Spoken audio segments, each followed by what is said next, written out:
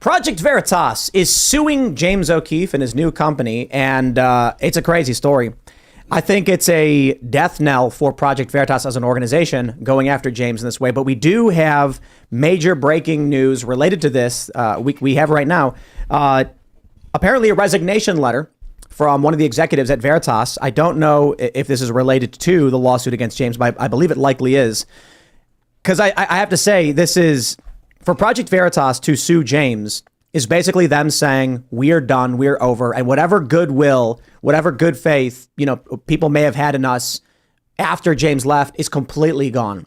So we're going to go over that. And of course, we have James here to talk about that and more. And then I think that'll be a heavy portion of this show because we're going to be getting into a lot of that story with James here. But we do have other stories about Bud Light being knocked off the top spot. It is no longer the number one beer in this country. Modelo is, which in the United States is not owned by Anheuser-Busch. Internationally it is, but here it's Constellation Brands. They have all the rights to it. And then we have far left is actually getting arrested. This is actually a very, very big story. The Georgia Bureau of Investigation is arresting people for fundraising on behalf of these activists, I should say extremists, because they're attacking a government facility.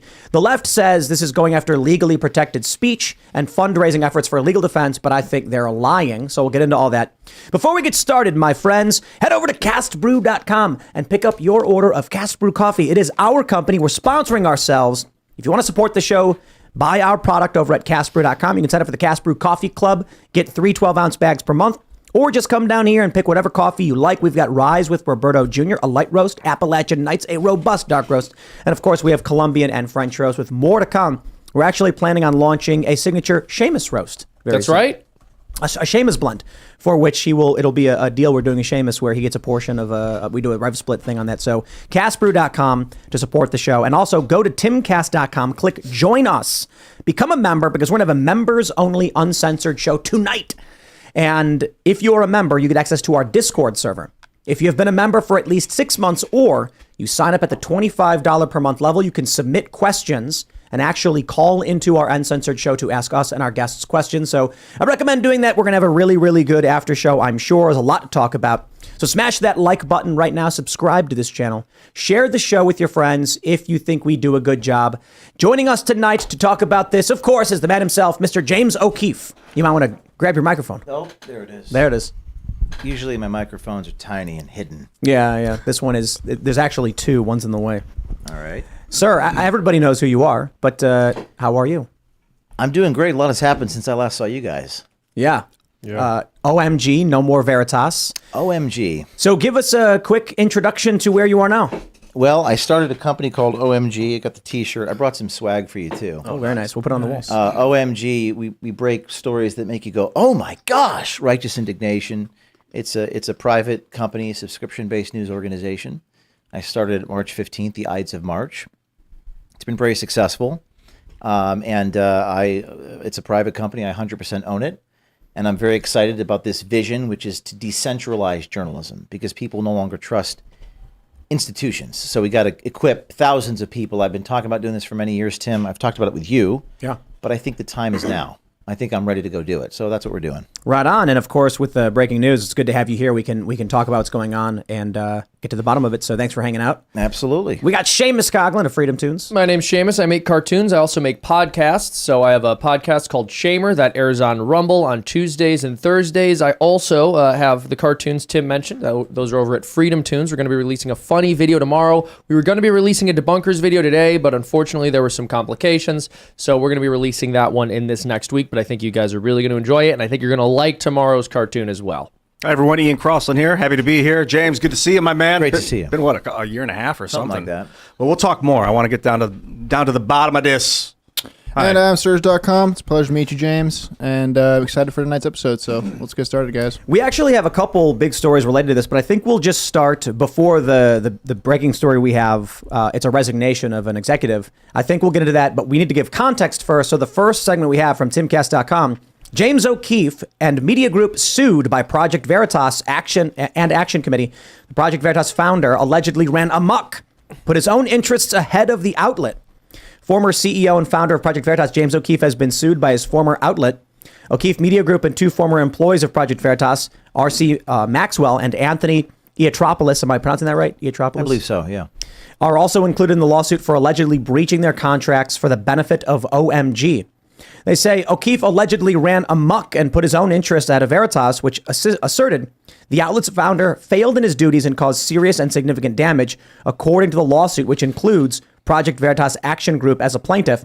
The lawsuit notes O'Keefe was suspended but not removed as a member from his former role in Project Veritas as CEO and president of Project Veritas Action Fund on February 6th. So I want to just simplify this. They're saying that, James, you, in the lawsuit, you have no right to start a company. You have no right to do the work you've done. And this was the shocking thing to me. The work that you have historically done before Veritas, during Veritas, and now after, they say is proprietary to Project Veritas. Mm-hmm. So what's going on in your words? Ooh. How's life? How's life? That's a macro question. May I take a couple minutes to just say a few things? Oh yeah, say whatever you want. Grab that microphone. Monologue it maybe. There you go. Let me just tell you a story. How about that? And I'll end with the answer to your question. I've been doing this for about 15 years. I started in college, so I guess that's probably more like 20 years. But in a major way, 15 years. And along the way, I have been, there's been a lot of arrows sent my way and at my team, because when you're the tip of the spear, you just get a lot of flack, right? I think we all know that. And then maybe these days it's directly proportional to the amount of flack you get. But I mean, I have been, way back when I received a letter from Planned Parenthood threatening to jail me for working with Lila in California because of the statute 632 of the penal code. I did the Acorn story with Andrew Breitbart, Hannah Giles. They sued me for recording in Maryland. I had to raise money to pay lawyers. I was arrested by the FBI in January of 2010, falsely accused. They said I entered under false pretense, even though I showed my ID. I spent 3 years on federal probation. And it is while I was on federal probation that I founded Project Veritas in a garage with like no money, credit card debt, negative equity. It was against all odds. And while on federal probation, starting that company, I was sent criminal grand jury subpoenas by the state of New Hampshire in 2011, 2012 for exposés in New Hampshire. I was sued countless times for defamation, including one by Shirley Teeter. I won that in federal district court at jury verdict, and nobody reported on it. I mean, I could go on with the amount of flack and arrows that my colleagues and I have taken. There was one story where I was chased down the highway by a teachers union official in New Jersey, chased down the highway. So now they run away from me, but back then they followed me on Interstate 80 in New Jersey. Alyssa Ploshnik was her name. And all the defamation that almost makes you want to just say, I can't do this anymore, particularly if you're sane and rational. And I could go on, and I don't say these things to come across like I'm a victim. That's not what I'm getting at. I love what I do. I'm passionate about it. I say it because of the human aspects of it. It's different. It's different when you're taking on all these arrows. It hits differently when the arrows come from the people that are ostensibly supposed to be your allies. I've taken a lot of arrows. I never thought I'd be taking them in the back. It just feels different. There's a great article by Dr. Malone, which I want to talk about with you. We'll talk about that later. But I want to say that I agree with you, Tim, that I feel untethered. I think you said this back in, I think it was March or April. Yeah. I feel free. After Jobs was fired from Apple, he said, I entered one of the most creative periods of my life. I didn't have the weights that buried me down. In many ways, this is a blessing. So I feel liberated. I'm very excited about what I'm doing. I've got 1,100 people on a CRM, citizen journalists around the country. Wow. And I'm dispatching them. That's something that I wasn't doing previously. So I'm very inspired. I'm very hopeful. And I've decided to kind of take the high road here. I think I need to do that for myself. This is I'm still going through this, whatever this is, and I'm learning about human nature. And of all the things I've learned, I probably learned mostly about like board maintenance. I didn't really, you know, most people don't realize 501c3s are run by boards. They're not owned by anybody. And that creates its own issues. And I never really paid attention to that part of it. I ran Project Veritas like I was the owner. Even though I wasn't, I took responsibility for everything. So it's difficult to watch your own creation and lifeblood attack you. And I've moved on because that's what I've been asked to do. So we're in a very strange situation in space and time right now, and there's a lot to unpack. But that's in a nutshell where we are. So what's up with this? When did you learn of the lawsuit? I mean, this is dropped today, right?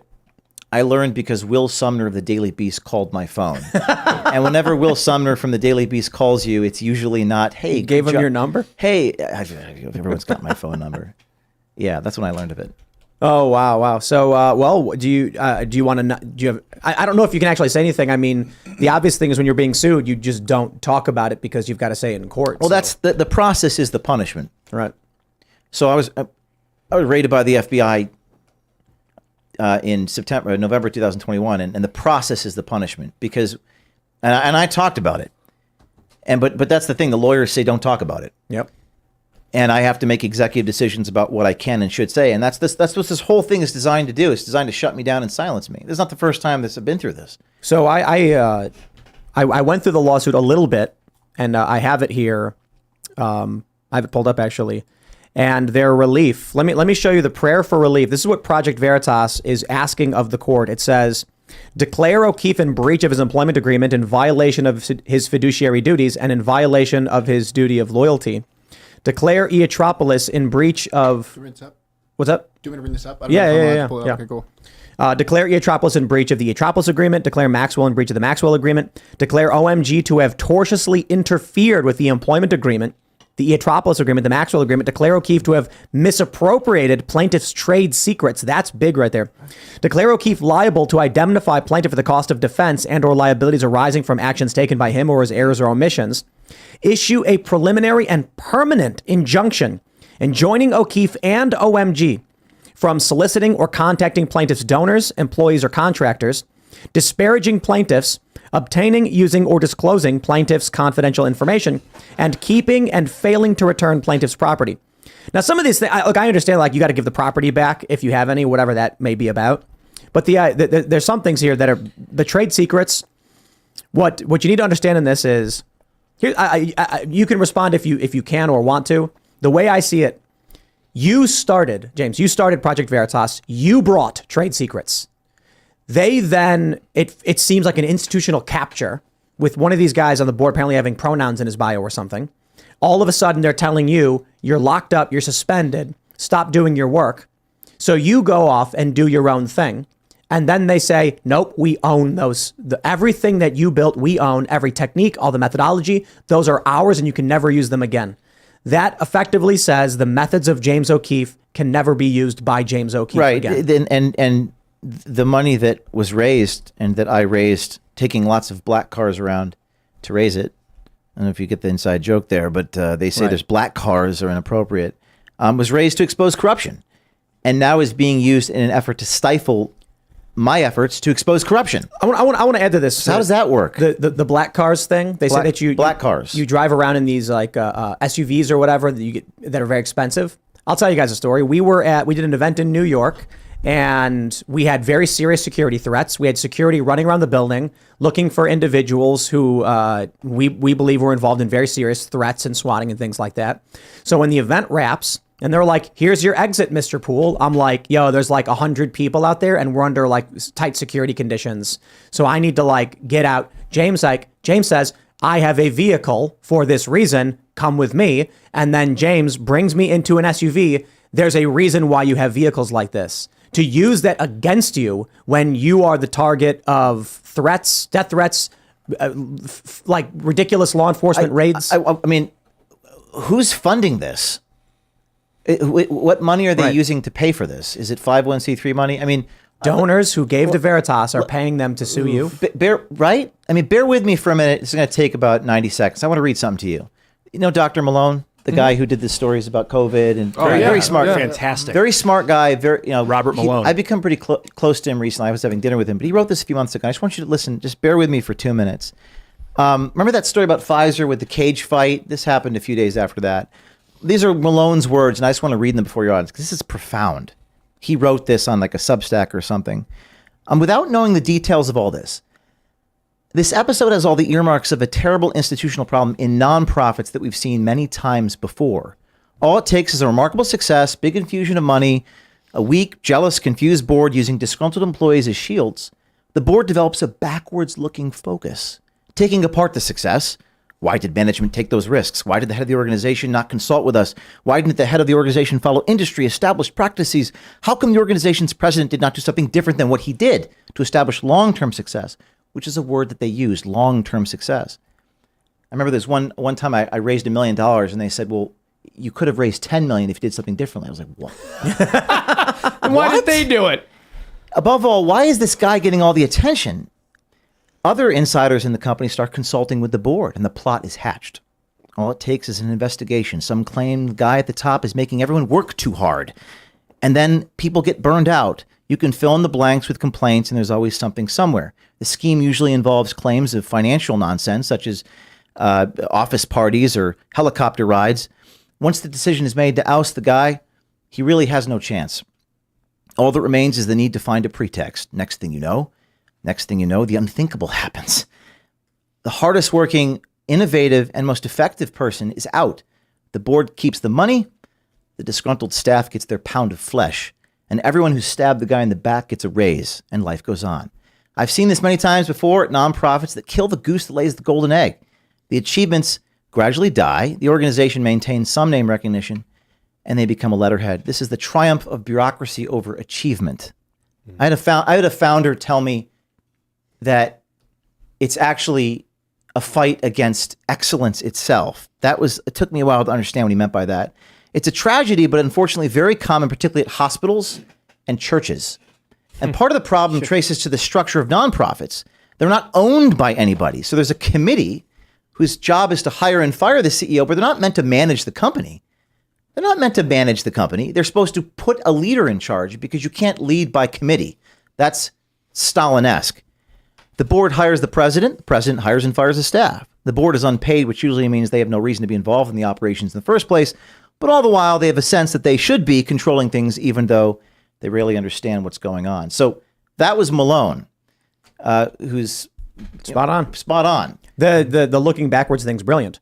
They attacked all the things that you were doing without pointing out Veritas is extremely successful because of the things you have done and continue to do.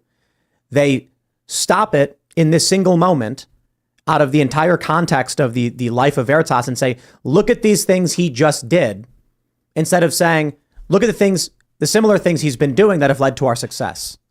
So Yes. they can make it seem like Veritas was always where it was, and only now are these things causing problems. Well, the moment of greatest achievement often carries the greatest risk. And it's a cliche, right? You get the flack if you're over the target. Yeah. But what I've realized, I was just doing a Twitter Spaces downstairs, is there's a lot of evil in the world. I think the evil is getting more evil, but there's also a lot of good. And I saw a lot of, it's a blessing, because I was overtaken by a sense of gratitude for all the really good people that were around me. And I was overtaken with a sense of gratitude to see who people really are. And you need to be very strong if you're going to do this. Again, another cliche. We think we know what that means. You don't know what that means until you've been raided, until you've been targeted and attacked and sued and defamed. And the more effective you are at your mission, the more those people are going to do that to the people around you. So you better surround yourself with really strong humans who can withstand blistering attacks, whether they're true or not, doesn't matter. This is kind of a allegory for, I think, what we're going through in the country right now. I think this is sort of where we are. It feels like Veritas was captured. Yeah. And it seems like the purpose of this suit and everything they've done has been to stop and to silence you. Well, Exactly. I've moved on. I started a new deal. We just posted the RFK podcast, which is really great. I don't know if you've seen that. Just posted today. We talk about fear, his uncle JFK. I've got reporters as I speak undercover everywhere. I'm trying to do my job. I'm focused on the future, and the forward-looking glass of a car is bigger than your rearview mirror. But this is why it seems to me ideological, because you've moved on. Well, and look. After you leave Veritas, everybody says James O'Keefe is Veritas. People are very critical of Project Veritas. Donors came out in your defense. Everyone and Veritas their leadership, they could have come out and said, "Fine, look, guys, we want to keep doing good work. We wish James the best. You know, you may not be happy with how things went, but we're going to try and make two good things out of this instead of just a fight." The fact that they've gone after you, this says to me it is more about ideology, because if Veritas was truly trying to do good work, they would realize that this lawsuit is basically a stake in the heart of Veritas. What little was left that people believed in with Project Veritas is now completely gone because they're attacking you. Yeah, exactly. I mean, if their issues with what you were doing were truly the things that they claimed they were when they ousted you, they should have no problem with you going and doing your own thing. I got the feeling that it was personal. Like, I wasn't around you when you were going through it, but like, I imagine you were high stress and you were just like, I don't know if you were lashing out at people or like just like making demands, and then they were like, "We've had enough of him. We can't take him anymore." And then but like, are you still on contract with Veritas? No, I was fired on February 10th. So They say they never fired you. I say they did, and our lawyers say they did. February 10th. Because if you're still on contract, then there are clauses usually in bylaws for 501c3s where the board has to agree that you can make private profit off of anything related to the foundation. But if you're not on contract with them, that's another story. I think I'm not a lawyer, but that's what I would surmise. Well, we've got breaking news, ladies and gentlemen, in relation to this. So we received a message from April Moss. She is a CBS Detroit whistleblower, a meteorologist, whose story became public in June of 2021. She says that she's obtained an exclusive copy of a resignation letter from Dan Strack of Project Veritas, and that she stands by James O'Keefe, currently working on the story. And there is some personal information, so I'm not going to show the email, but I do have it. It says, "Today I sent the following email to the board of directors and leadership. Project Veritas board of directors. Please take this email as notification of my resignation as executive director of Project Veritas and Project Veritas Action. I am honored to have worked alongside some of the most dedicated and driven people I've ever met. I promise I gave it my all. I want you to know how much in the past 15 months have meant to me. To work with and for you all has been incredible. The past 4 months have been the biggest challenge I suspect most of us have ever faced, at least in our professional careers. It is important to me that you know I tried my best. I know you did as well. I am sorry if I let you down. Why now? It's complicated. The truth is that I no longer know how to help. I will never forget any of you. You are amazing. The world needs you. Take care of each other. If I can ever be helpful to you at all, please reach out. I hope our paths cross again." And that's Dan Strack. So you know him, obviously. Yes, he worked for Goldman Sachs, and he was the executive director that I hired in 2022. 2022. So I don't know. Do you know anything about it? He's resigning. I mean, is this related to the lawsuit? That's news to me. And you tell me what you think. I mean, I don't know if this. So we're receiving it from another reporter and whistleblower. Well, April was a whistleblower for CBS News. She was a whistleblower like 2 years ago. She was a meteorologist, and she went live on the air and said she's going to expose her own network. So she's gone on to do other reporting. We've not received confirmation from Project Veritas that he has resigned. So other than that, I don't know if you can say it's confirmed or whether or not we know for sure that he's actually resigned, but it seems plausible at the very least. I try to be a bit more careful on these things. Right. I'd rather have a statement from Project Veritas confirming, yes, he did resign. Right. It was, so I'd have to see what April, is there a picture or something, or? There's a screenshot of the resignation email. Looks like from someone's very dirty laptop. Yeah. And then she just says she has obtained an exclusive copy of resignation letter from Dan Well, Strack. if that's true, then Dan's resigned. I mean, the number 2 guy at PV is out. I don't know when, but I don't know when either. It's interesting timing. It's interesting timing. I think it may be related to the lawsuit. I mean, the role of a board at a nonprofit is to hire and fire the CEO, which is what a board should do. What a board should not do is run the company. You can't lead by committee. It doesn't work. So that's very interesting timing, and there's obviously more to the story there. I think his resignation is probably related to the lawsuit, and I have to imagine it. Look, if you work for Veritas, especially as Veritas is suing James O'Keefe, I mean, your career is going to get nuked. Where are you going to go? Everyone in the media has lied about you and called you propaganda, fake news, and everything. So you're not going to CNN. Now Veritas is attacking its founder, who is beloved by the community. So you're basically saying if you keep working there, well, there needs to be a leader. Like people, there needs to be a person. Like, from my understanding of companies, is that again, if there's a board, they hire and fire the guy at the top. So the question is, who's in charge? You can't, it's a over. board doesn't run a company. A board appoints the person that runs the company. There's nobody running it now. But there has to be. Right. There has to be. So are we taking issue with the reality that there needs to be someone at the top? Is that the issue? Because whoever it is, they're going to be faced with the same dilemma that I had. I mean, I have to raise a lot of money. Let me go back to this. Like, I have to pay lawyers to defend myself with this deal. I'm not a wealthy man. For what I was raising 25 million a year. That's 100,000 a day. That's if you're working a 14-hour day, that's thousands of dollars an hour. So if I have to get from point A to point B, I'm going to get in an SUV because I'm on the phone with sources while with my other phone on the phone with a donor, while with my toe on the phone with an employee, while typing on my laptop, because that's what I do. And you need someone who's going to walk through walls. And by the way, what is true, and this is a mistake, I will admit a fault of mine. On Monday morning, I don't ask how your weekend was. I don't say, how was your Thanksgiving? I probably did that twice. Should a good leader ask you about that? Probably. But I'm so busy trying to raise money for all these freaking lawyers to defend myself from all these lawsuits, because everyone wants me to fight back and stand on principle and stand on truth and not bend over and take it and settle. So there's a price to pay to not bending over. Do you think it was a mistake starting Veritas as a nonprofit? I don't regret anything in my life, because everything that I have been through has taught me so much. In many ways, this is not a new story. There's nothing new under the sun. But in many ways, this is a new story. We're like, no one's ever gotten this far in the video game.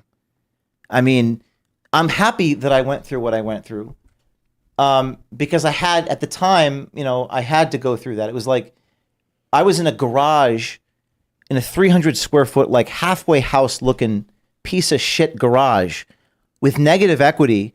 And I'm like, well, I got to make the video. But in order to make the video, I got to buy a microphone. In order to buy the microphone, I got to go get money. In order to get money, I got to raise money. Okay, I put the video out. Okay, now I'm being threatened with lawsuits. I got to raise money to pay lawyers.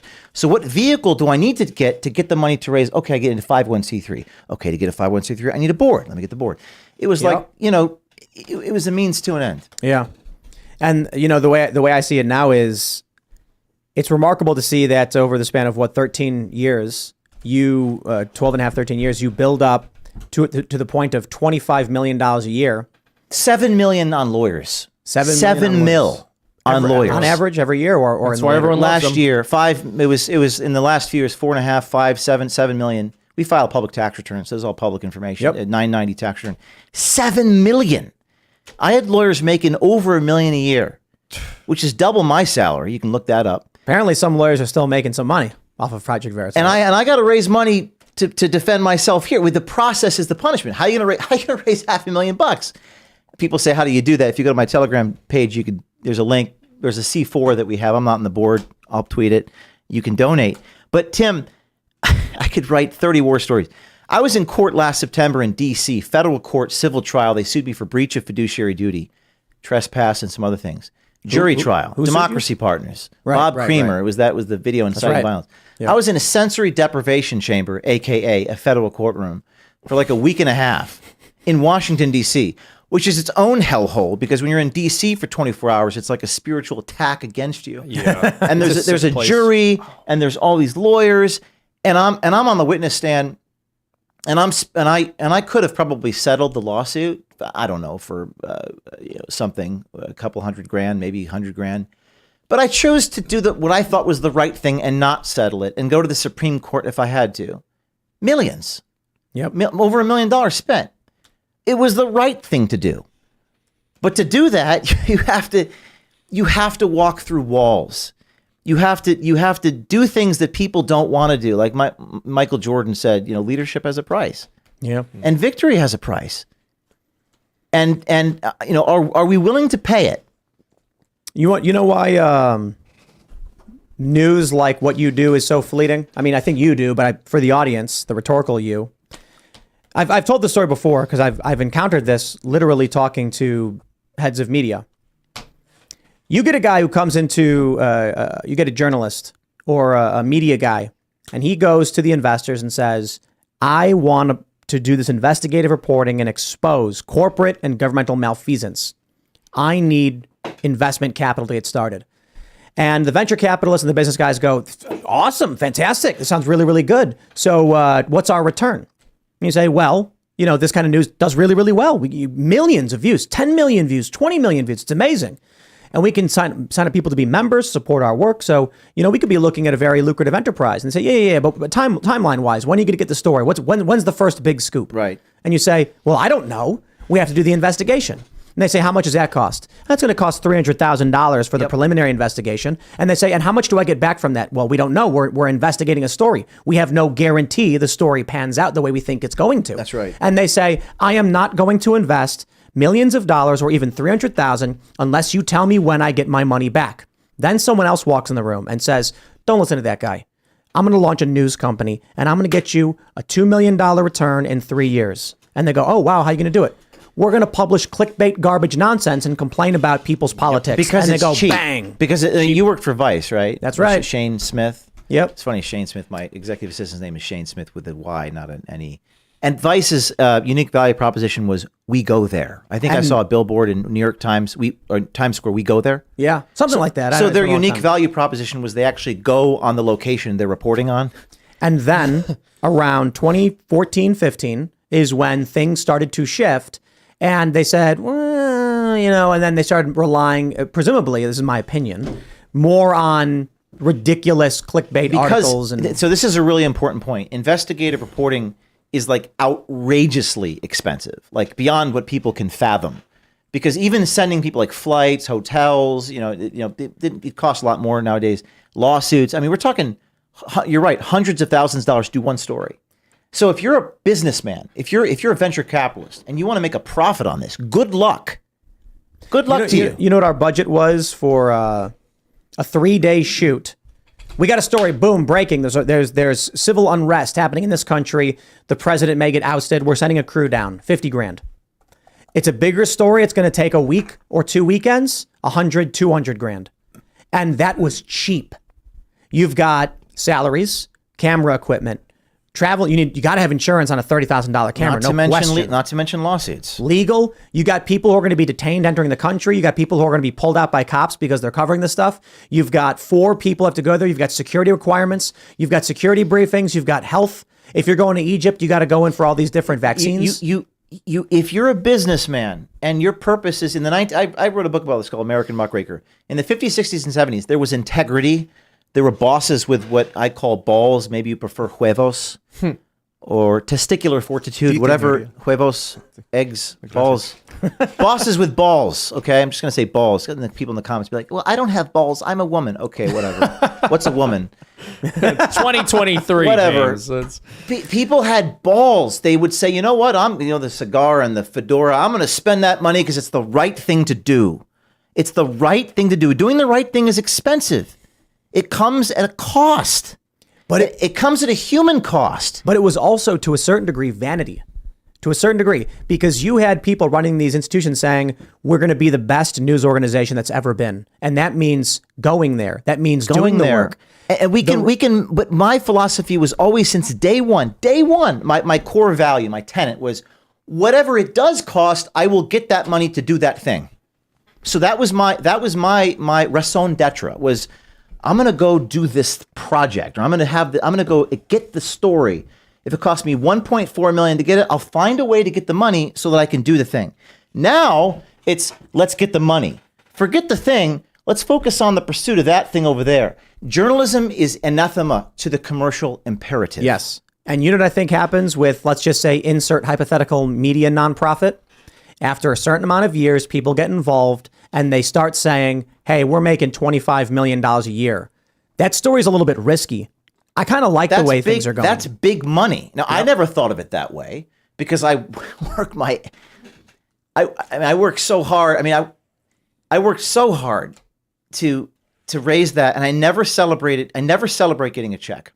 I only celebrate getting the story. And if someone on my team says, "Oh, well, look, you got a check for $100,000," I said, "No, we celebrate when we get the stuff. When we publish the story, that's when we celebrate." But yeah, I mean, I guess you could think about it and you look at the numbers and go, "Wow, that's some big money. Well, I can do that. I can do that. The hell with that guy. He doesn't know anything. He doesn't work in private equity. He doesn't know management. He didn't get a Harvard MBA. I'm going to go in there and do that." I bet. It was very painful, but it was necessary for me to get to the next evolution of what I'm about to do.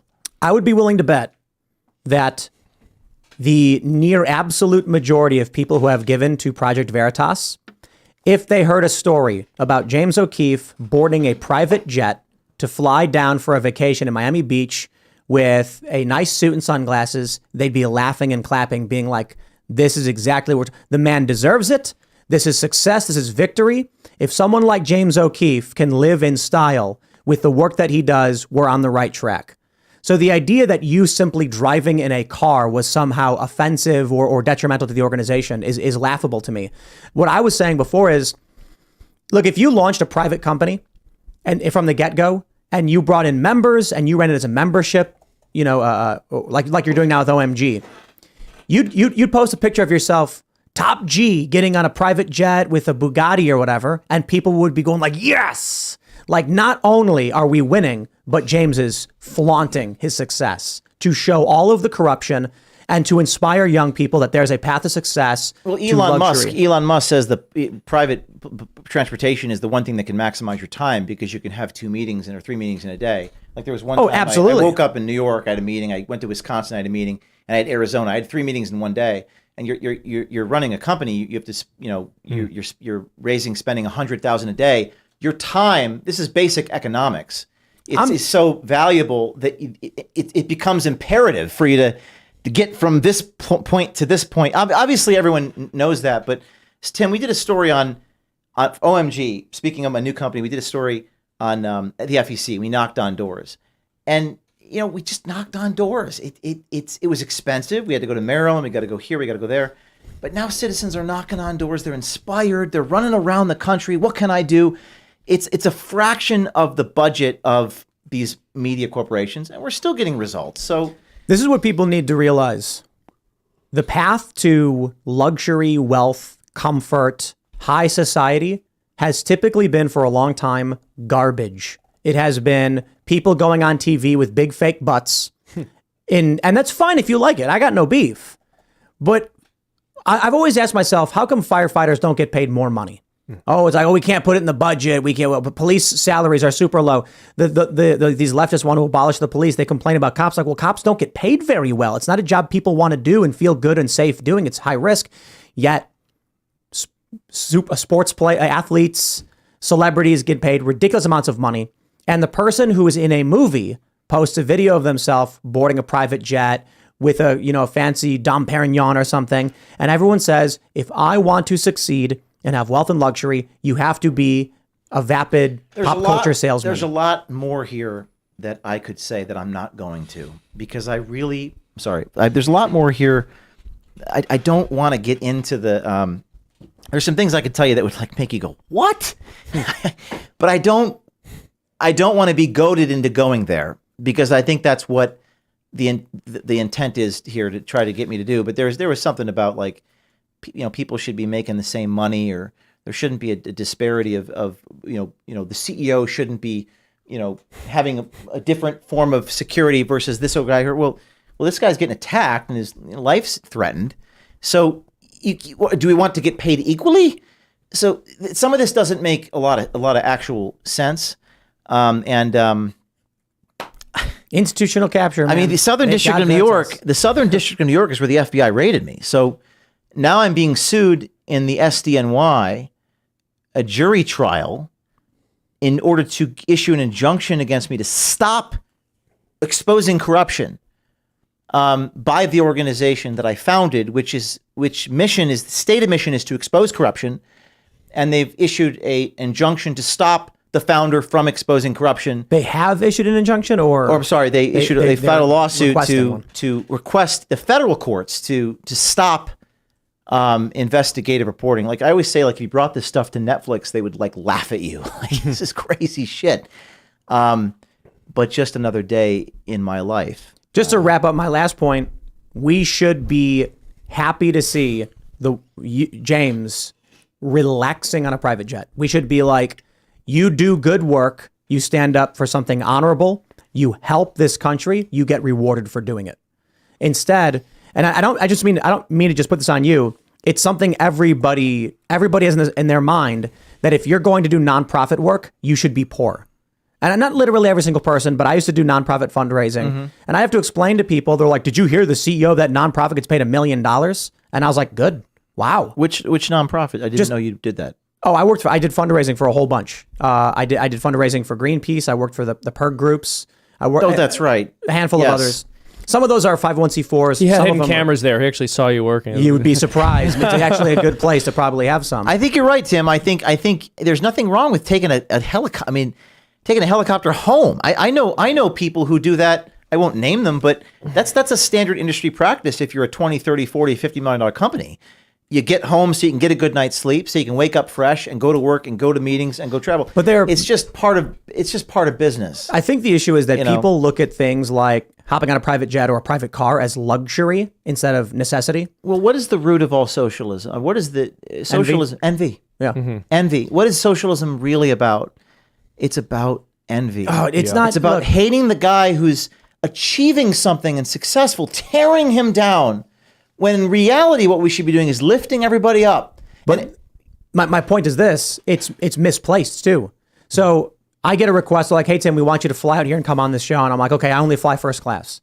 That's not because I'm like, I deserve to exactly. It's because, okay, I'm gonna be working 16 hours today. I can catch a red eye after work, but I gotta go to bed. I'll sleep on the plane, which barely works, and I wake up feeling like crap. But I'm willing to do that. It sounds like envy to me. Yeah, that's an envy thing, which has no place in strategy or corporate governance or anything like that. That's an emotional thing. Well, tell us about OMG now. OMG has been very successful. Got my swag here. OMG, O'Keefe Media Group, so that when they type in OMG, it can't be censored because it's a commonly used acronym on social media. That's brilliant. This is a very ambitious vision, which is to effectively create Uber for journalism. So instead of just everyone being on my payroll, I want to equip everyone to go do what I do. So I get hundreds of messages a day. Please investigate this school board in Utah. I had a lot of Canadians message me today. That was interesting. And what we want to do is equip them, give them cameras, and to have them go do this and open source my knowledge.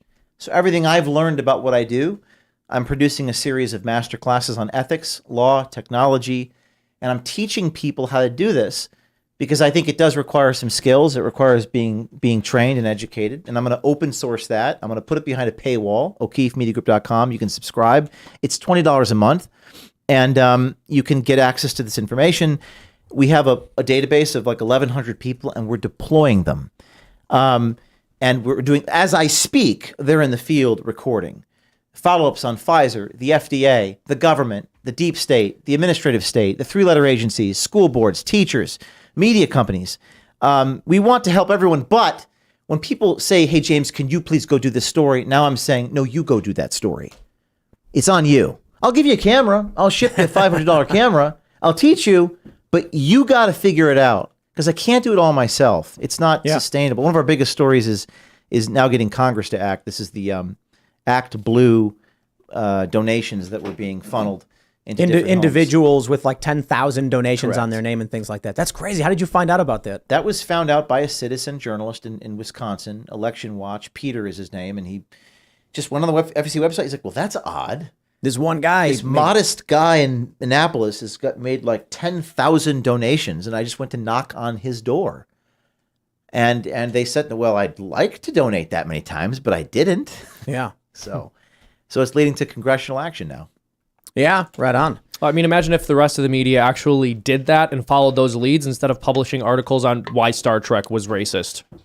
But that's the thing. Writing an article about Star Trek being racist Clicks. is super easy. Money. Yep. And what's happening is this kind of media is becoming dominant, and then it results in surface level understanding of the world, hyperpolarization, and people focusing on things that are substantially less important.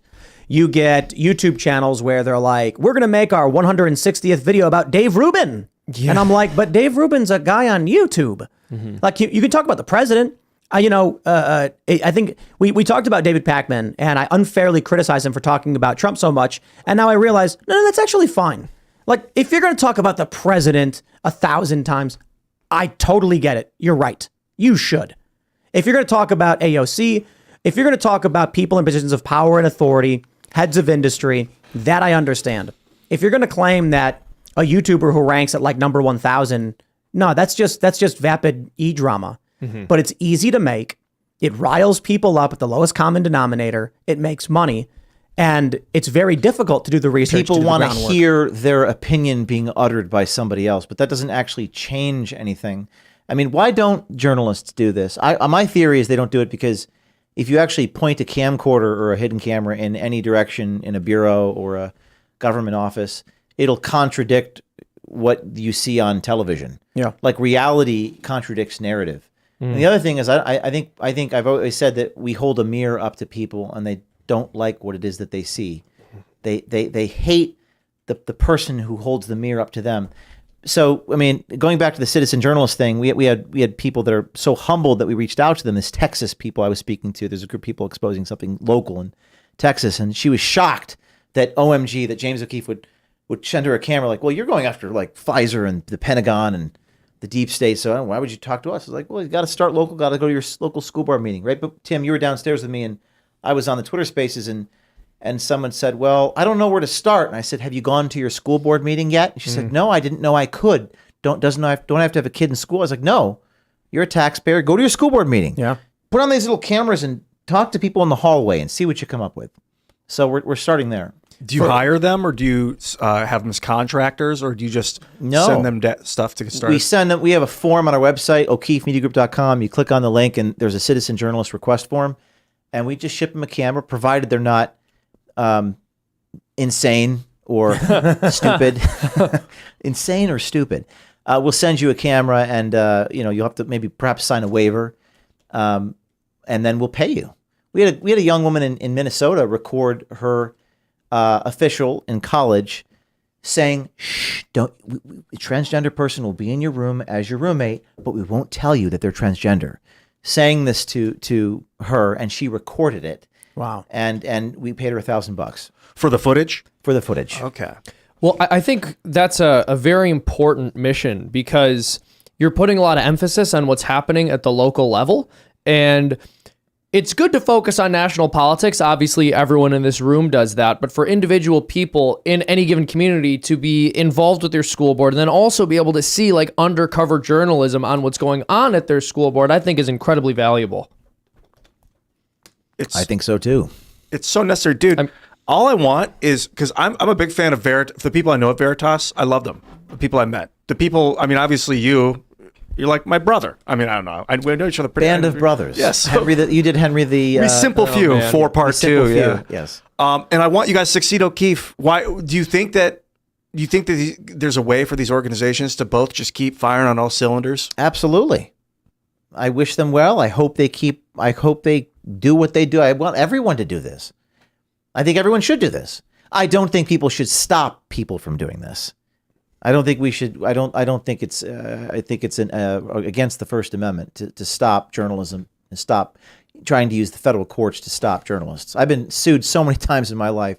I had the teachers union in Michigan file an injunction against me in 2017. Randy Weingarten actually filed a restraining order against me because I published a document showing they paid off $50,000 to someone who's accused of raping a child. Wow. Oh my God. And they issued an injunction in federal court against me. Now I defeated that injunction. They were demanded an injunction. Well, they The court initially didn't. got it. Wow. It was a temporary restraining order in federal court in Michigan. This is still going on.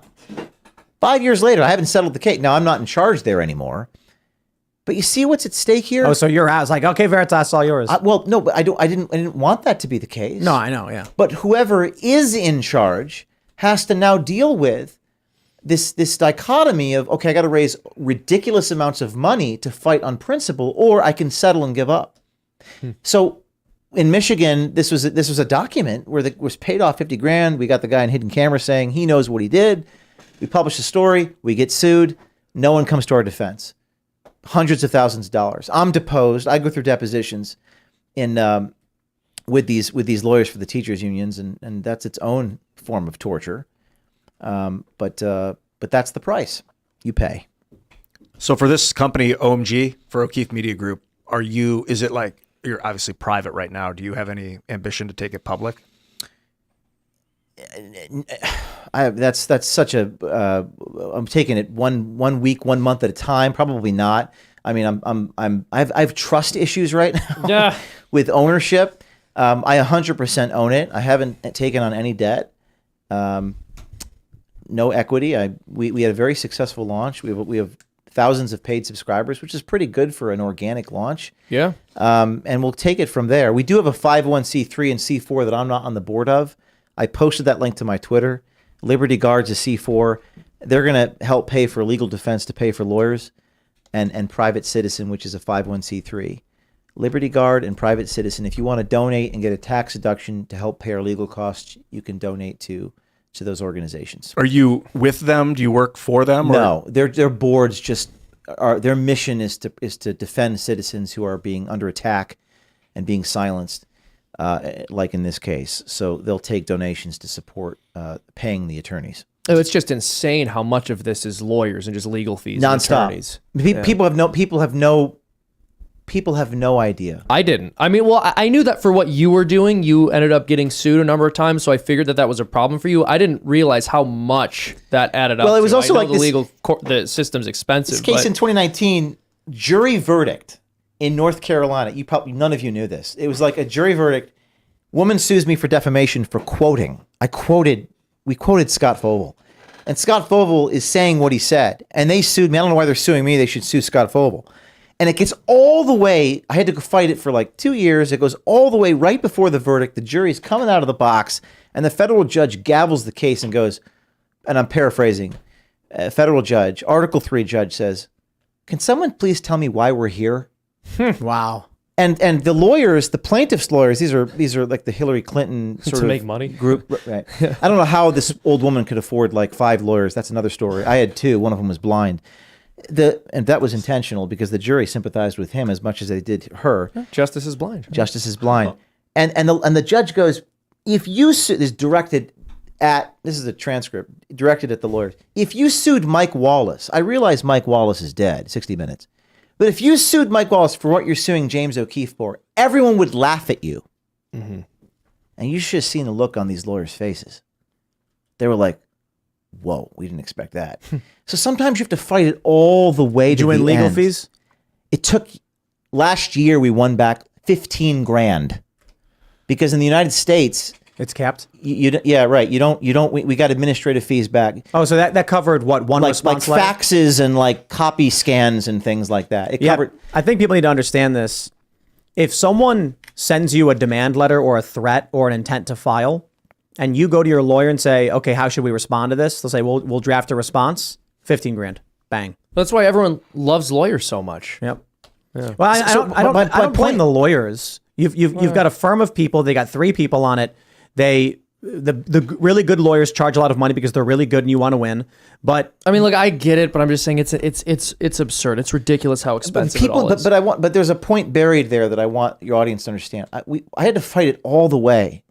I think that I'm saying the total cost of that one deal, 1.5 mil. 1.5 million. To do the right thing cost me 1.5 million. And what did I get? I got a check for 15 grand 4 years later and crickets. And I'm not complaining. I'm not a victim. I don't want your pity. I don't want your sympathy. I am trying to make a point. Do you know how many late night dinners, how many car rides, how many airplane trips away from my loved ones that I had to take to raise that money to pay those lawyers? And by the way, more power to the lawyers. It's the free market. They deserve to get paid $1,000 an hour, and they won. But the price that has to be paid is so central to the journalism itself. You can't tell the story without also paying that price, and nobody gets that. But James, wouldn't you have rather spent $1.5 million on like some beachfront property in a Lambo or something? I could have spent that money on 100 other things. But I cared so much. In that federal Article 3 judge, Reitzinger was his name, reading the riot act to those lawyers. And by the way, cameras are not allowed in federal courtrooms. I wish they were. But there's a transcript. You can read it. I think there's relatively few people left who admire the abstract when it comes to value. I think you're one of them. And what I mean is, as I mentioned before, vanity played a role in why news organizations would do serious investigations, why they would expose government malfeasance, why they would publish the Pentagon Papers or the Afghan war logs and things like that. And it was that it feels good to be recognized for doing something good. And we've lost and we're losing a lot of that in our society. So my assumption, James, is that when it comes on like this, I feel similarly. I say this: would I rather have, like, I don't know, a Ferrari and an infinity pool, or would I rather have really great journalists? Do you know that when that gavel came down, it's called a Rule 50 directed verdict. Directed verdict means, you know, a judgment notwithstanding the verdict or right before the verdict, and the judge dismissed the case. Wow! Everyone that worked with me in that courtroom was crying. I was crying. Russ Verney at the time, was our head of our legal department, was crying. My blind lawyer was hugging me. I cannot describe the feeling it felt like to be in the right, because every once in a while there is a taste of justice. But how did it get so far? Yeah, that's a rhetorical question. Our system is a little broken, and the system of justice is broken, and that's horrible. Couldn't this judge right away just been like, summary dismissal, get out of my courtroom? Right away. he's got a duty to get those lawyers paid. Let's be honest. Well, motion to dismiss. You could have won on motion to dismiss. I mean, I was with prejudice. As you get know, out of my courtroom, don't come back. We also sued the New York Times for defamation and got past motion to dismiss. Yeah. And I was about to head toward, Tucker Carlson was removed from Fox News, and we see all these text messages, right? And let me go through all your phones, Daily Beast, New York Times reporters, and look at your text messages to people. Let me see. If you want to live in let's live in that world. And I was going there, but I'm not in charge anymore. Oh, so that lawsuit's still ongoing? Yeah. Wow. I mean, this could be a big part of it. I mean, somebody meets with somebody else and they say, hey, look, man, this O'Keefe thing's really bad for everybody. Why don't we grease your wheels a little bit and you make it go away? It's crazy. What's it worth? The way that 501c3s are organized is it's like no fault divorce. Like you need 3 people to start a thing, and then the 2 of them can immediately get you thrown out. I don't even think they just come together and they're like, we had a board meeting, you're out. And you're like, dude, I just paid $6,000 to start this thing, and they're like, yeah, we decided you're out. You're like, where's the charity? Like, I understand you can get free money donated, but that's why I don't trust nonprofits. I'm in the process of starting one right now, and it's like, geez, I'm sweating. Insane. It's so insane. You have to find really strong people, and the question is, how do you evaluate whether someone is strong? I mean, you don't really know until you go through hell with them. So you have to go through that to establish whether they have testicular fortitude. You know, that Henry V quote that we were reciting. Hold their manhoods cheap. You're the impressionist, right? I don't know if I could do him. Yeah. For he today who sheds his blood with me shall be my brother. This story shall the good man teach his son. For he today who goes through hell with me shall be my brother. Be him ne'er so vile, however low born a man may be, this day shall make him a man. And gentlemen in England now abed shall stand accurst they were not here, and hold their manhoods cheap, while any speaks that fought with us on this day. The people that remain by my side, like RC, and I'm going to get emotional here, but they're like my brothers. They have been through hell. They have been through absolute hell. And I have seen such goodness in people, while also seeing evil. But the things that keep me going is the goodness, in people. And there's a lot of good people out there, What's some of the best stuff you've seen? The people out there in the country who message me and say, I will always have your back and I want to do what you do. And I need your help to do it. Those are people who keep me going. Are you inspiring people to start their own companies? I want to inspire people to go do what I do, because I think they can take down one man, but they can't take down thousands of people. I think they can defeat one man, but they can't defeat an army. They can't defeat an army of people. Or multi-million-dollar lawsuits, massive multinational corporations. I'm ultimately not worried about the money because I think it can be raised. It's not a zero-sum game. If I have to raise 50 million, I'll raise it. Whatever it takes, we'll do it to get the job done. Because there's so many people in this country. Like, I go to airports and TSA and backseat of Uber. I mean, the people that I'm sure you get recognized all the time, Tim, but it's crazy. I mean, I had dinner the other night in a restaurant. Someone came 10 times in a row. They came up to me, and they all say, "Please never give up. Please don't ever stop doing what you're doing. Please don't ever give up." They're begging me not to give up. So that keeps me going. And I went to a small farm store about 6-7 months ago, and was in there just shopping little local produce stuff. They asked me what I did, and I was like, I do a political show and stuff. And they're like, oh, really cool, really cool. What's it called? And I said, it's all called Timcast. And they're like, oh, that's really, really great. And, what do you talk about? And I was like, oh, this, that, or otherwise. And they're like, who I love? And I was like, who? And they're like, James O'Keefe. He's so great. Do you know James O'Keefe? I'm like, I've heard of him. Yeah, he's really great. And they were like, we need more people like him. And I'm just sitting here like, this is really cool. I know that guy. The balance is because people are going to name their kids after you. Probably you too, Tim. But your ego. Come on, man. How do you balance your ego? I imagine the last couple of years was fucking insane for you. Just so much pressure and focus on you and your name and That's a good question. And in many ways you have to be wired a certain way. I think if you're an artist, you're not a political person. I think the game, the process they put you through prevents your ego from being a thing in the first place, because of the power is nothing more than responsibility. So when you have to raise $100,000 a day, that'll mess up your ego, because got to wake up at 6 a.m. I got to work till 1 a.m. I got to run the company, be the face, be the talent, and deal with all these lawsuits. When you're a witness in federal court, that'll get your ego destroyed real fast. You people don't realize that power is nothing more than just responsibility. And when you have all this the FBI came to my apartment, point guns at me, take my stuff. It's like a sword of Damocles hangs over your head. And at any moment in time, and then you think, oh, they're going to get me on obstruction of justice and perjury. That process will humble you real fast. Your office is destroyed by a hurricane. Mine was.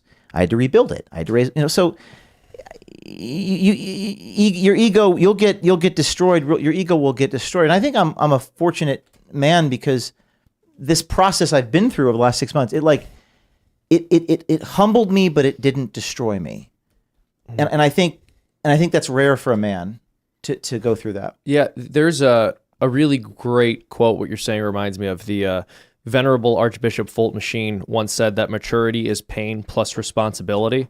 And I think that rings true here. A lot of people have pain inflicted upon them, but then they don't carry it in a responsible way, and so they never develop as they need to. They want all of the power with none of the accompanying responsibility. And it's nothing but responsibility when you're in charge of an outfit like that. And it is a spiritual war now. And a humility is an ingredient for a work ethic, I think. You said a moment ago that something to the effect of money is responsibility or power is responsibility. Yeah. I think there's an interesting moral dichotomy. The left views doesn't agree with the idea of power being responsibility. They believe power is something is for them to wield for their own luxuries and desires. And then there are people on this side who view it as a responsibility to those who have given you a portion of their power so that you can concentrate that. I think about that with what we do here and what our goals are. I see that in what you do and with what your goals are. That every day, and I'll get as nerdy as possible for all the anime fans, it is Goku doing the Spirit Bomb. For those that aren't familiar, it's in Dragon Ball Z when Goku asks all of the life of the world to lend him power so that he can defeat the bad guy. Mm-hmm. That's how I view power. Those are the things I grew up seeing. And I know it's dorky, nerdy, whatever for people who aren't fans of anime, but the idea is, as a child, I'm growing up looking up to the heroes who say, please, but a small piece of your power so that I can do something great. The responsibility to wield that power responsibly, the requirement that you do it, is a moral obligation, in my opinion. So for everybody who gives to timcast.com and becomes members, sure, I could say, we're a for-profit company. I deserve this money. I built it. I'm going to do whatever I want with it. I don't. We launched the Timcast newsroom, which is a financial detriment in a sense. We lose money having journalists do this work. As you should. But we have to do it because there's two ways I see it. One, we do an opinion news commentary show. It is not the hard, groundbreaking journalism that Project Veritas was doing under you or what you're doing now with OMG. But I think you're probably one of the best in the business when it comes to that beat. I appreciate it, but I also recognize we have to, as people are basically saying, like, we love this show and what you talk about, we're going to give you a small piece of the power that we've accrued so that you can wield it. I don't immediately say something like, oh man, it'd be really cool if I built like a massive skyscraper with an infinity pool. I think, let's hire a whole bunch of journalists and take that energy and focus it into something massively net positive for the world. That's why even when it comes to like the coffee company we started, I'm in the hole $250,000 on starting the coffee company because we need to build products that compete in the cultural space. I'm in the hole another couple $100,000 on starting the coffee shop because we need to compete with woke corporations. I think about it all the time. I'm like, man, if I shut all this down and just did one small YouTube channel where I made 3 videos per day, I would live like a king and never have to sweat ever again. But someone has to be calling out what they see as injustice. Someone has to be like you, James, actually doing the work and inspiring others to go and build strong moral frameworks for our country and inspire people to be good people and to do the right thing. And that is, we have an obligation to the people of our country and our planet to use our abilities for the betterment of the world and for the people. I'll say it like this, with great power comes great responsibility. But power isn't just one day you stumbled across a winning lottery ticket. Power isn't just you made a lot of money at your job. Power is you're talented, you're smart, you're capable. I believe that we as humans have an obligation to the best of our abilities, use our gifts so that we can make the world better for everybody else. Absolutely. I mean, that's an important Christian belief. We will be held accountable for our talents at the end of our life. And it's how we use them.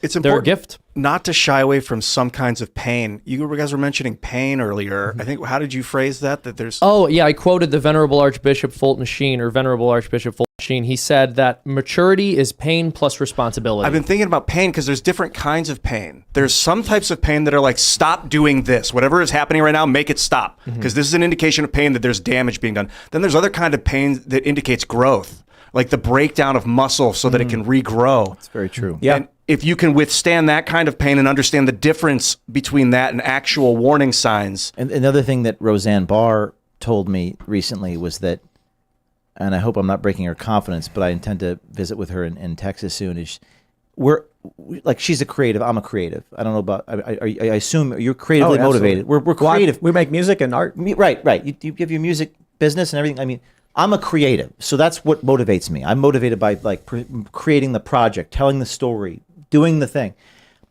Creative people, this whole process has created a little disillusionment in me which at first I thought, well, that's not good because am I going to lose my idealism?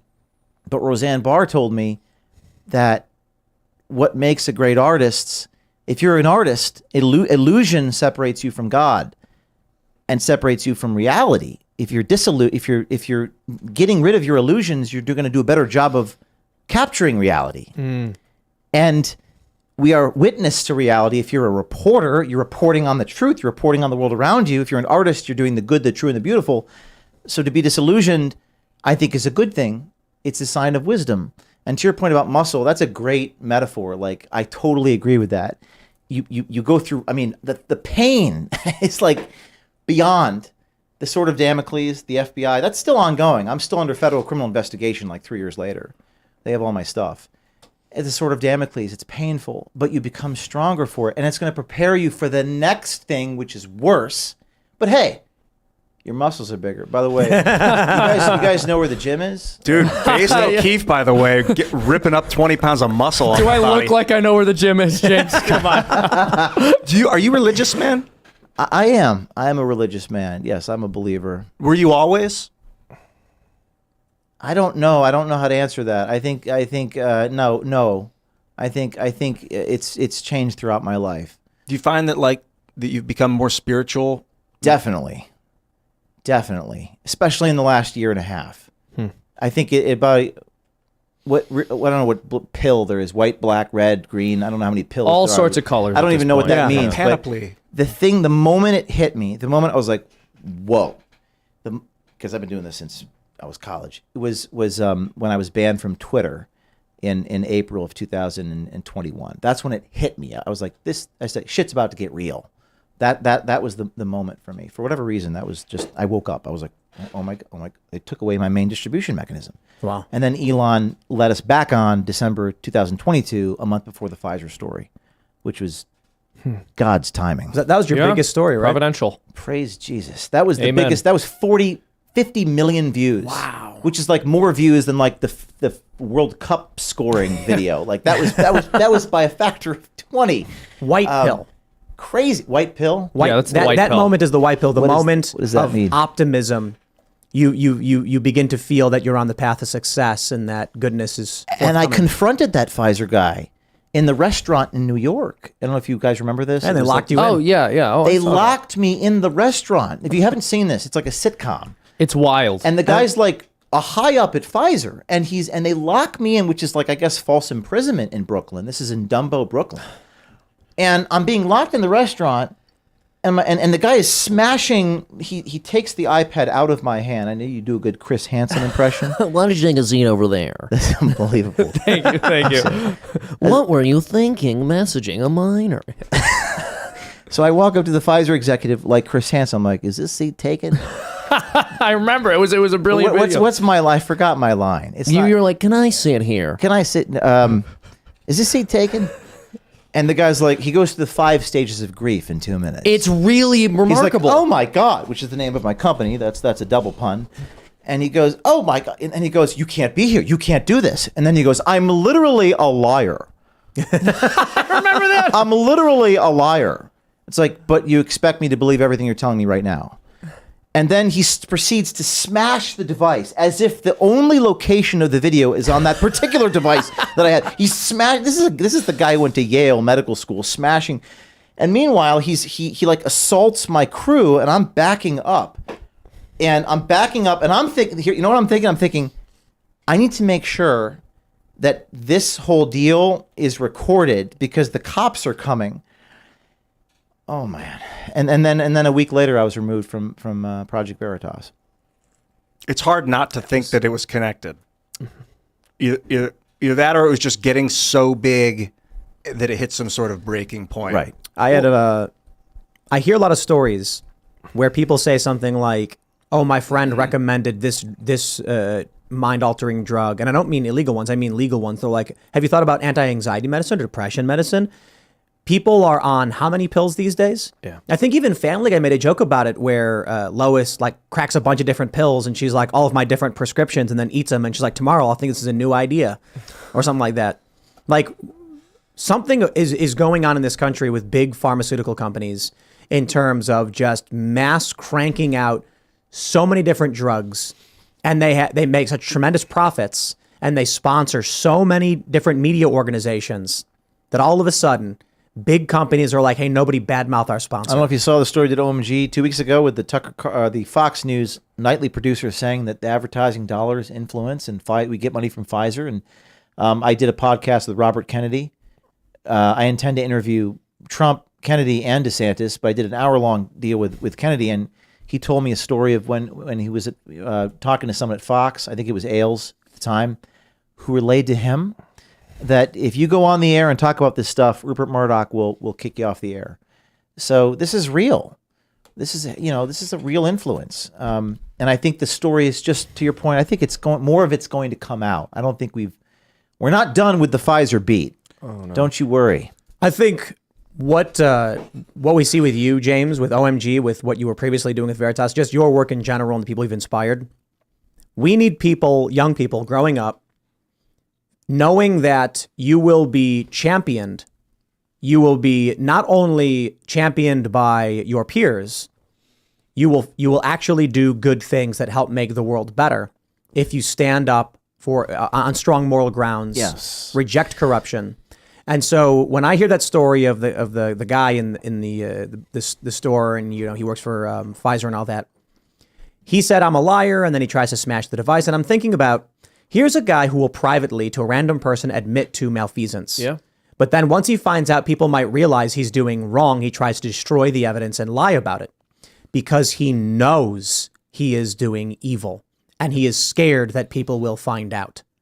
That's kind of a scary thing. He literally says it's bad for America in the video. Yeah. Right. It was insane. It was like a cartoon. I literally made a cartoon of it, but it was hard to parody because of how over the top it was. I couldn't believe this guy was openly. And at one point he's like, "You're not like one of those hidden camera guys, are you?" I was, oh my goodness. Yeah, they can't. That's why people don't do this, because it would expose themselves. It would expose the whole rotten thing.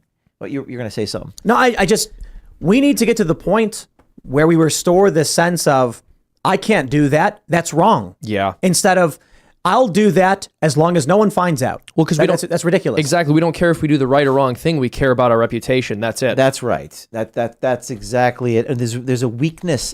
What people are forgetting is, like, it's not necessarily these are bad people. They're weak people. I've seen a lot of weak people. And when you're doing the right thing, sometimes you can't be like a nice guy. You can't just go along with it. You have to take a stand, and that moral compass is everything. The weakness versus the strength is what I would say is the problem. We need strong people. I know it's a cliche, and then you have to figure out how do you test for that? I think about that mentality of, this guy does something he knows is wrong and bad and harmful, just as long as nobody finds out.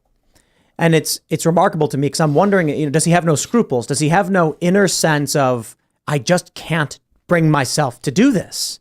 I just don't understand how people could have this within them to say, yeah, I got no problem doing it as long as nobody finds out. Well, there was one time that the Twitter guy was on a date with the undercover journalist, and he goes, "Don't tell anybody this, but here's a secret email that the Project Veritas sent out," and our reporter has to mispronounce Project Veritas in order to not be burned.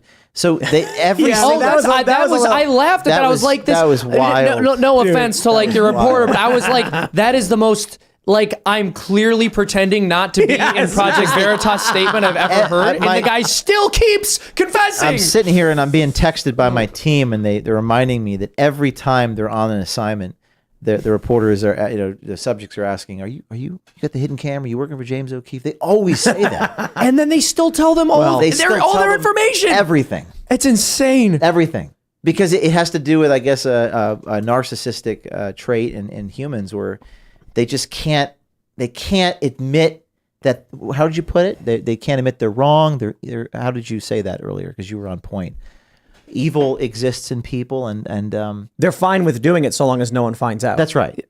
That's right. That's exactly right. I think what happens there is sort of a microcosm of a much larger human problem, which is that when people don't develop virtue, what they've essentially failed to do is subjugate their emotions or their passions to reason. So even though they know, okay, it wouldn't be reasonable for me to tell someone I barely know every borderline illegal or flat out illegal or unethical thing I'm doing at work, I feel like I want to in the moment, so I'm going to. Right. And one of the other questions, if I'm an undercover reporter and someone's saying, "Hey, are you?" I say, "Hey, yes, you want to check me? You want to check my body?" And they'll never do it. And the thing about it psychologically is that undercover work is about asking them about themselves. People have talked about themselves, so it's remarkable what people will confess if you express interest in them personally. Oh, You're familiar with this meme? Remember this one? yeah. This is the hot, crazy access for women you date. And it's like, if a woman is a 5 or below, you don't, it's like a no-go zone. If she's, the crazy access is a 10, it's a no-go zone. And then you have the crazy zone, the fun zone, the date zone. And then women who are not crazy and super attractive, it's James O'Keefe. Spying on you. That or it's a dude, isn't it? Or like the lower right when it's they replaced that with James O'Keefe. Right. I see. Yes. So like this was after the Twitter thing when we were like, I can't remember. We who were said cracking up. No, we were watching it laughing, and then you and I were coming up with all these jokes. Someone tweeted it. They were like, if you are a like mildly unattractive tech engineer for a big tech company, and this hot woman is asking you about the inner workings of your company, it's James O'Keefe. Well, I just love the idea. I mean, are these people watching pickup artist videos where the pickup artist is like, you want to get a girl? Tell her every illegal thing you've ever done on the first date. Drives him crazy. Do you see the story we did last week on Fetterman, where the guy, this is Fetterman's aide, he carries around his stuff, and he's you probably do a great impression, but he's like, I'm not incoherent enough. We just use the journalists as puppets. Like, they do everything we tell them to. They're not skeptical. Like, he's bragging about this. And the dude in the Pfizer, he's bragging about mutating viruses and hurting people. Why would they're bragging about these things to try to what, to get laid? I think I know what it is. Well, I think that's part of it. I think when someone is doing something horrible, they feel a need for that behavior to be accepted by other people.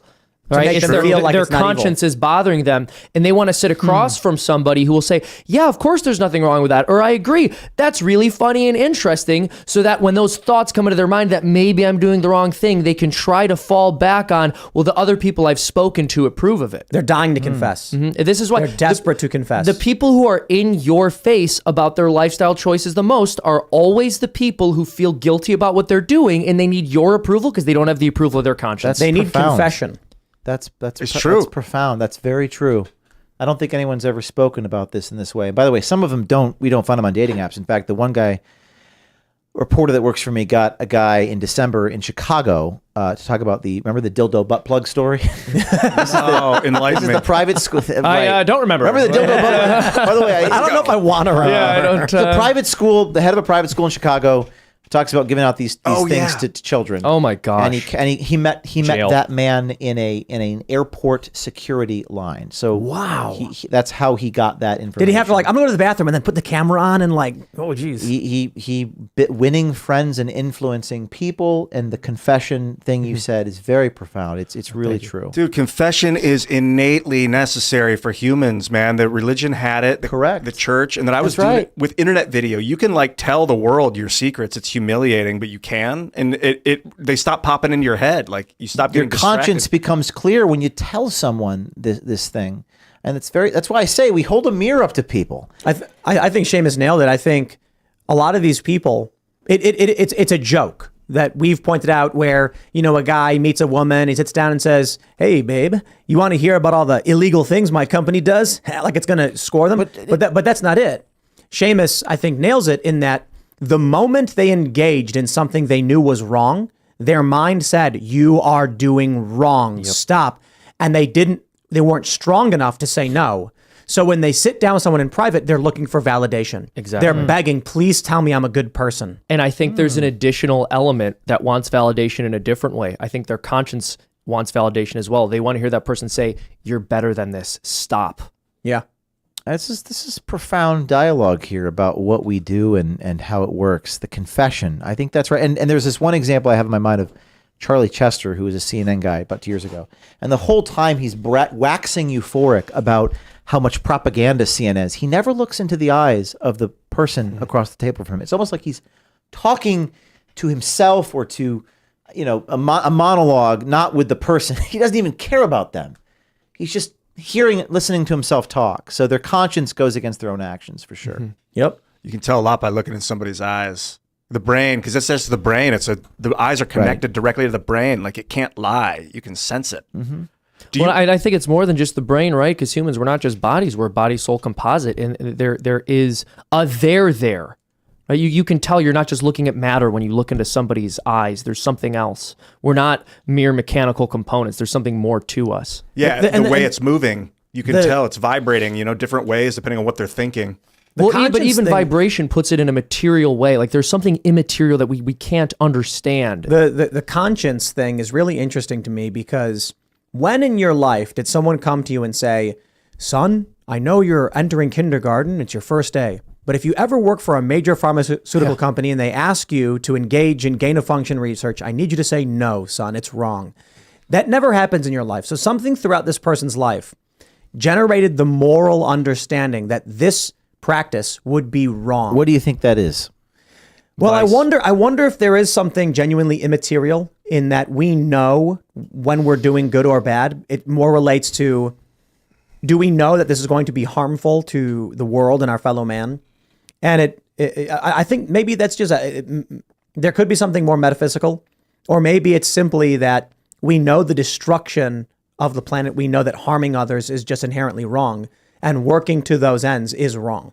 Yeah. But they want to justify it somehow and be told everything's okay. You're a good person. Well, I think we have a culture that celebrates vice and denigrates virtue. And as I mentioned earlier, when we're referring to virtue, what we're really referring to is subjugating your impulses, your passions, your emotions to reason, doing the right thing in spite of the way you feel. What we have encouraged people to do systematically over the last several decades is to orient themselves towards pleasure as the highest good. And that includes ignoring your conscience, ignoring reason, ignoring your values, just doing what feels good. And what results from that is a person who is incapable of going against their own passions and doing what's right. And so other people not liking you, it makes you feel bad. They don't want that negative consequence of their nefarious behaviors, but the conscience part of it doesn't factor in as often until they need to silence it by getting your approval. No, bro, it's much easier than that. They sell these wonderful little pills that turn that conscience right off. So you've got people who know it's wrong. That's true. That's true. Yeah. This is the vision that I'm seeing as you're explaining this. I'm imagining some morbidly obese woman eating her 5th bowl of nachos with her brain screaming, stop doing this. And she goes, oh, the negative thoughts are coming back. Damn. Yep.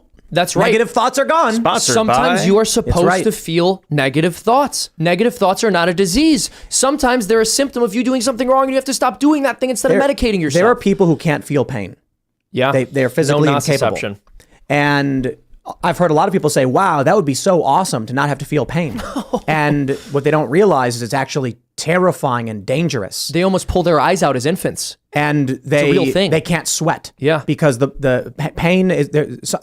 What I read was that certain people who can't experience pain, their body can't regulate temperature because they don't have that sensation of discomfort. And so they could easily overheat and die. They also sometimes could bite through their tongue when they're little kids. They can seriously injure themselves and not know. Crazy stories. Hardship is a good thing. Yeah. Nagging negative feelings, not always bad things. I understand sometimes there's chemical imbalance, depression, and anxiety where people are having a disorder. Right. But perhaps if you are unhappy, not everybody, I know, sometimes people are, clinically or medically depressed, but perhaps you need to do better by yourself. You need to eat right. You need to exercise. You take responsibility for your life. So are people born with the spark of the divine, and it is through the drugs and the what they're exposed to? We suppress it. We suppress it. But they're born with that desire. Because I feel like the word truth, speaking the truth makes people feel free. It does set you free. The subjects that the truth shall set you free. Veritas vos liberabit. Speaking the truth makes you feel free. And in many ways, this guy's good. I've never said it. I've never heard it said that way. Thank you. I mean, the subjects are engaging in confession. which makes them feel it's therapy for them. Yeah.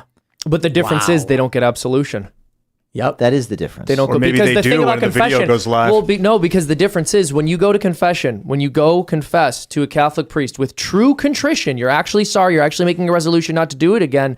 You're not going in there and saying, "This is the thing I did. Please give me your approval." You're saying, "This is wrong. I know it was wrong. Please absolve me. I'm sorry." Right? But that's not what they're doing. They want to confess it, but in a way where they don't admit it's wrong and they get your approval. They want the inverse. Because your approval is their God. James, you're effectively an inverse priest for them in a certain way, where instead of saying admit you were wrong, they're saying please tell me I wasn't. Exactly. There's something to that because And then it exposes it. But real quick, sorry, I just wanted to add what these people need to understand, and what always breaks my heart about the videos that you put out, James, when it's like a Twitter engineer who says, yeah, we're doing these things. Why wasn't he a whistleblower? Why didn't he say, I am going to reach out to James O'Keefe personally and of my own volition and tell him about these horrible things they're doing? I have a good answer for that. It's one word, 2 syllables. Paycheck.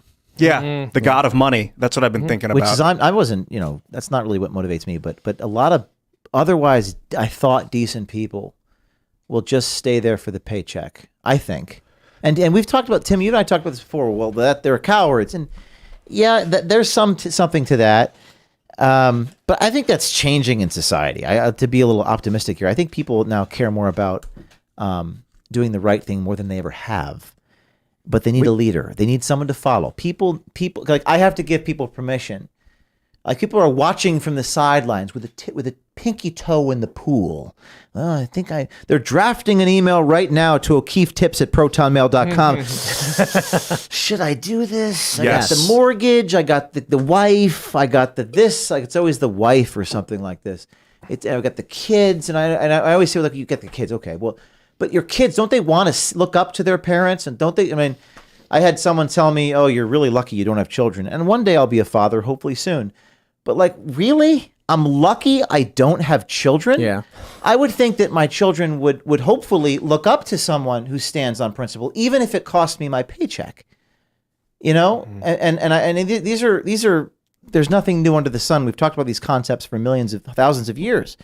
But I think things are changing. I really do. People are You mentioned people on the sidelines and they need permission. I've had so many people ask me, especially, when I was working for Vice, when I was on the ground field reporting, I would get these emails and people would say, how do I do what you do? And I'd say, oh, it's really, really easy. Take out your phone, press record. There you go. Have a nice day. And they're shocked, like, what? That can't be right. And I'm like, dude, I was living in New York filming things that were going on there. Like, I went there for $20 on a bus to Occupy Wall Street. I just started filming stuff. So like when you told that story of the woman who, you said, have you gone to your public school meetings? I didn't know I could. There's a lot of people who don't realize there is nothing stopping you from entering the fray of the political. fear, right? A fear of unknown. Sure, but Yeah. I mean, like, I thought about this when I was younger. How do you get involved and say, like, the conversation we're having? Someone might be wondering, like, how do I get on a show like that? Well, you just start doing these things. You show up to events, you speak, you be present in the moment, you film, you record.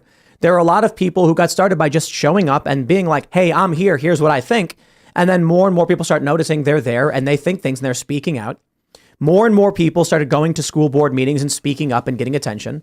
You just have to do it and be the person leading the charge. Also, ditch hedonism. This obsession with feeling good and avoiding pain it's a detriment. You got to embrace pain, and it sounds sadistic to say that, because like not all kinds. Don't seek it out. It's not sadistic. It's No, gonna you're be right. there. It's there right now. Gravity is painful. We're being sucked down and twisted to this earth. It hurts. Well, Like, deal with the it. first chapter of the book I wrote, American Muckraker, is called Suffering. That the first chapter is about pain, and I read, because of Jordan Peterson, Gulag Archipelago. Oh, and it's great. the Solzhenitsyn guy talks about in the gulags, and there's this one part of this story that just rarely resonated with me. He's in the gulags. We always joke that I'm going to go to the gulags, right?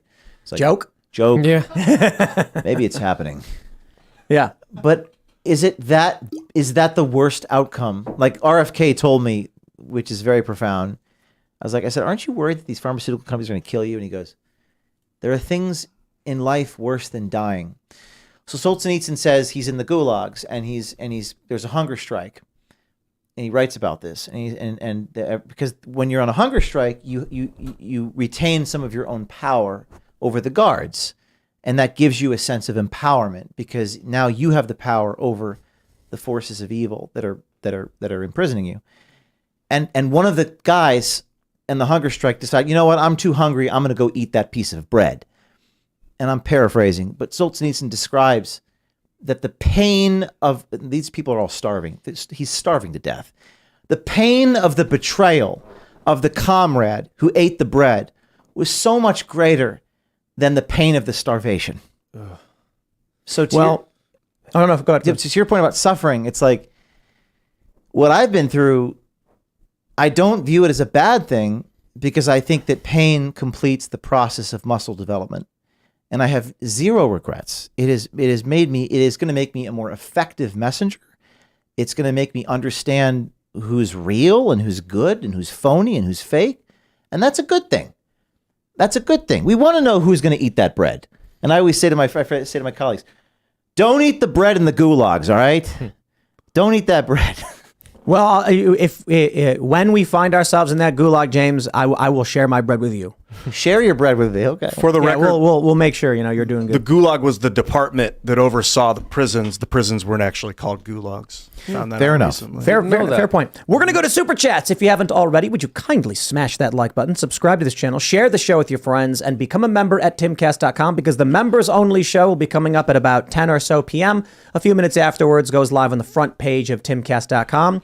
And for those that are members at the $25 or more level, or you've been a member at any level for at least 6 months, you can submit questions, call into the show, and actually talk to us and our guests. All right, what do we got here? Grofty says, James is a badass, but human, I believe. He is indeed. He is indeed. All right, Brandon Smith says, took a bag of Appalachian Nights to work today. Figured a Navy base in San Diego is the perfect place for it. By the way, it's delicious. I really do appreciate it. And I got to say, we put this blend together. It's a bit darker than your typical dark roast, not as dark as an espresso roast, because I like all coffee, to be completely honest. The Rise with Roberto Jr. is a light roast, and it's super, I love it. But man, that Appalachian Nights, it gets me. I end up chugging my breakfast coffee, and normally I was sipping it. I'd be sipping it. Now I'm just slamming it. All right, let's grab some more Super Chats. Laurel says, run a coffee option for James with a percent of the profits going to OMG. You can call it James O Kafif.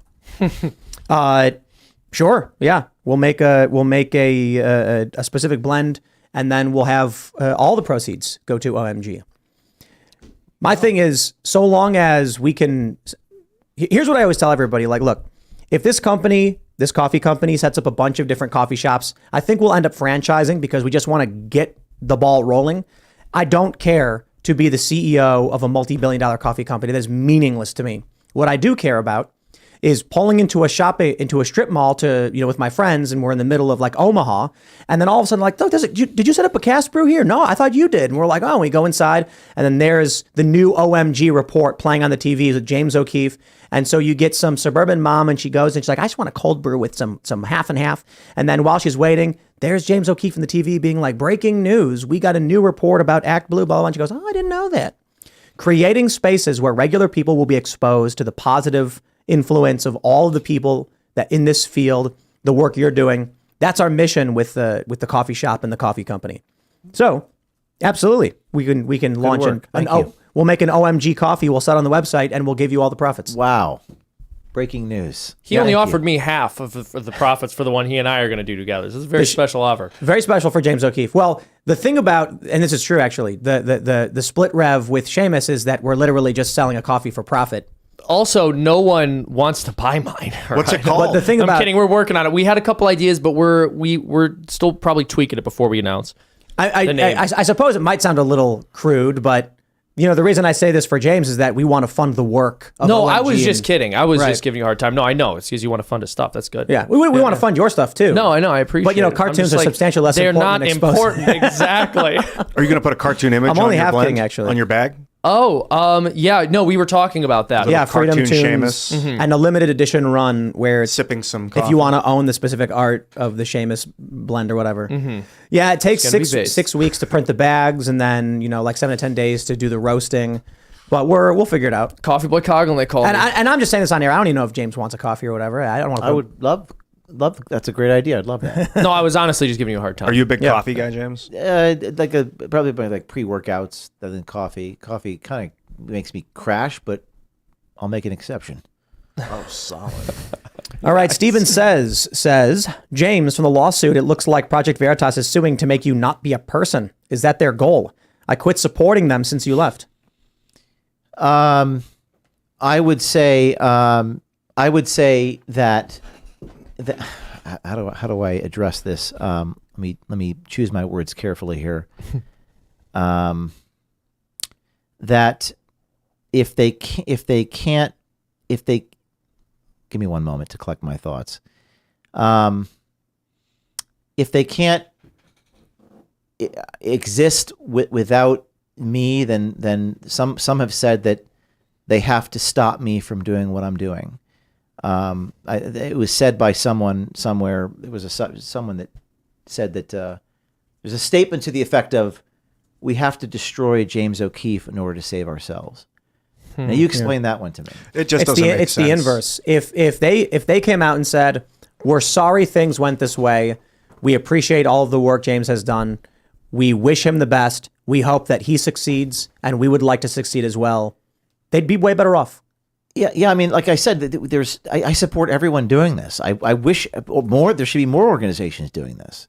I don't think you should stop a journalist from exposing corruption with money that was donated in order to expose corruption. That doesn't make any sense to me. It almost feels like the intention was to destroy Veritas. And some would say that they're trying to be me, but nobody can be me. But I do wish people the best. I want people to expose what needs to be exposed, and I think we can coexist. And I think we should. And we need more organizations doing this. I think we need more nonprofits, NGOs, whatever you want to call it. Nonprofits are tough though with boards, because again, you have that same problem we talked about throughout the program, which the board has to be very strong. Well, and also, I mean, just that statement, we need to destroy him to save ourselves. To go out of your way to destroy someone for your own benefit, that's demonic. Like, that's a complete inversion. We have an important one from Crackling. It says to James, "What happened to Retracto the alpaca? Will OMG have a new mascot?" Yes, the Retracto was the mascot that Andrew Breitbart came up with. We were thinking back in 2010 when I was arrested, there needs to be an anthropomorphic creature to represent all the defamation. And he's like, "What about an alpaca?" And we just laughed till we cried. We have Correcto. Oh, you do have it. That I gave that to you. Yeah. The llama. No, that one we bought. It was a knockoff, so we call it Correcto. Correcto. Because Correcto is not for when other people correct about you. It's for when we issue corrections for our mistakes. It's the inversion of it.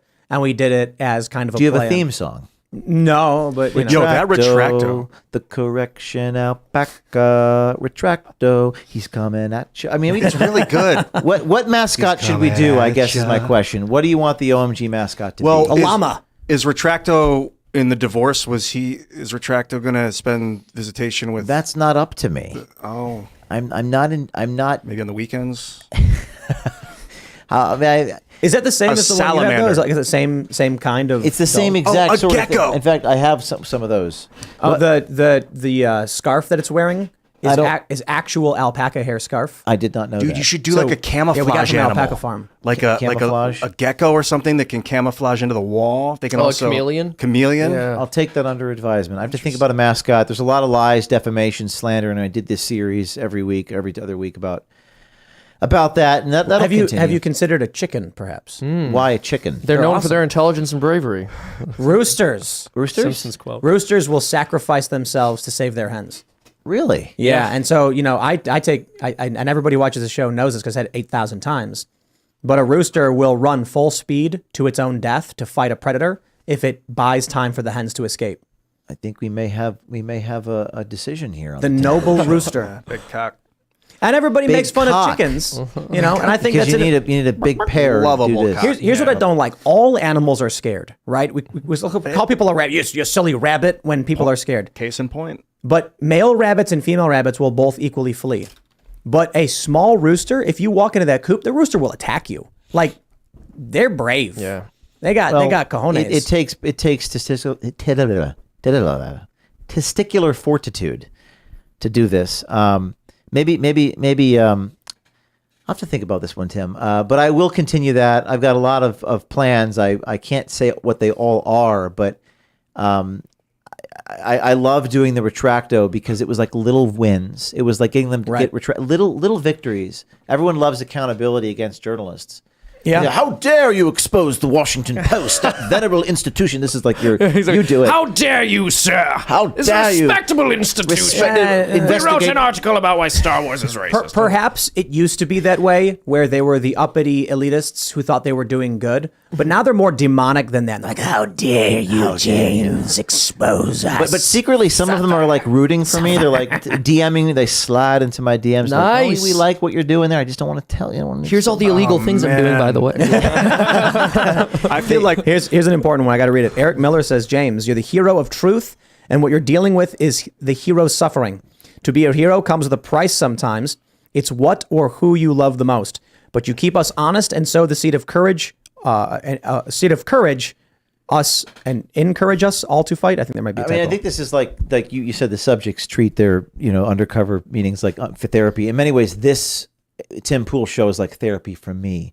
And I would say that some days are really, really hard.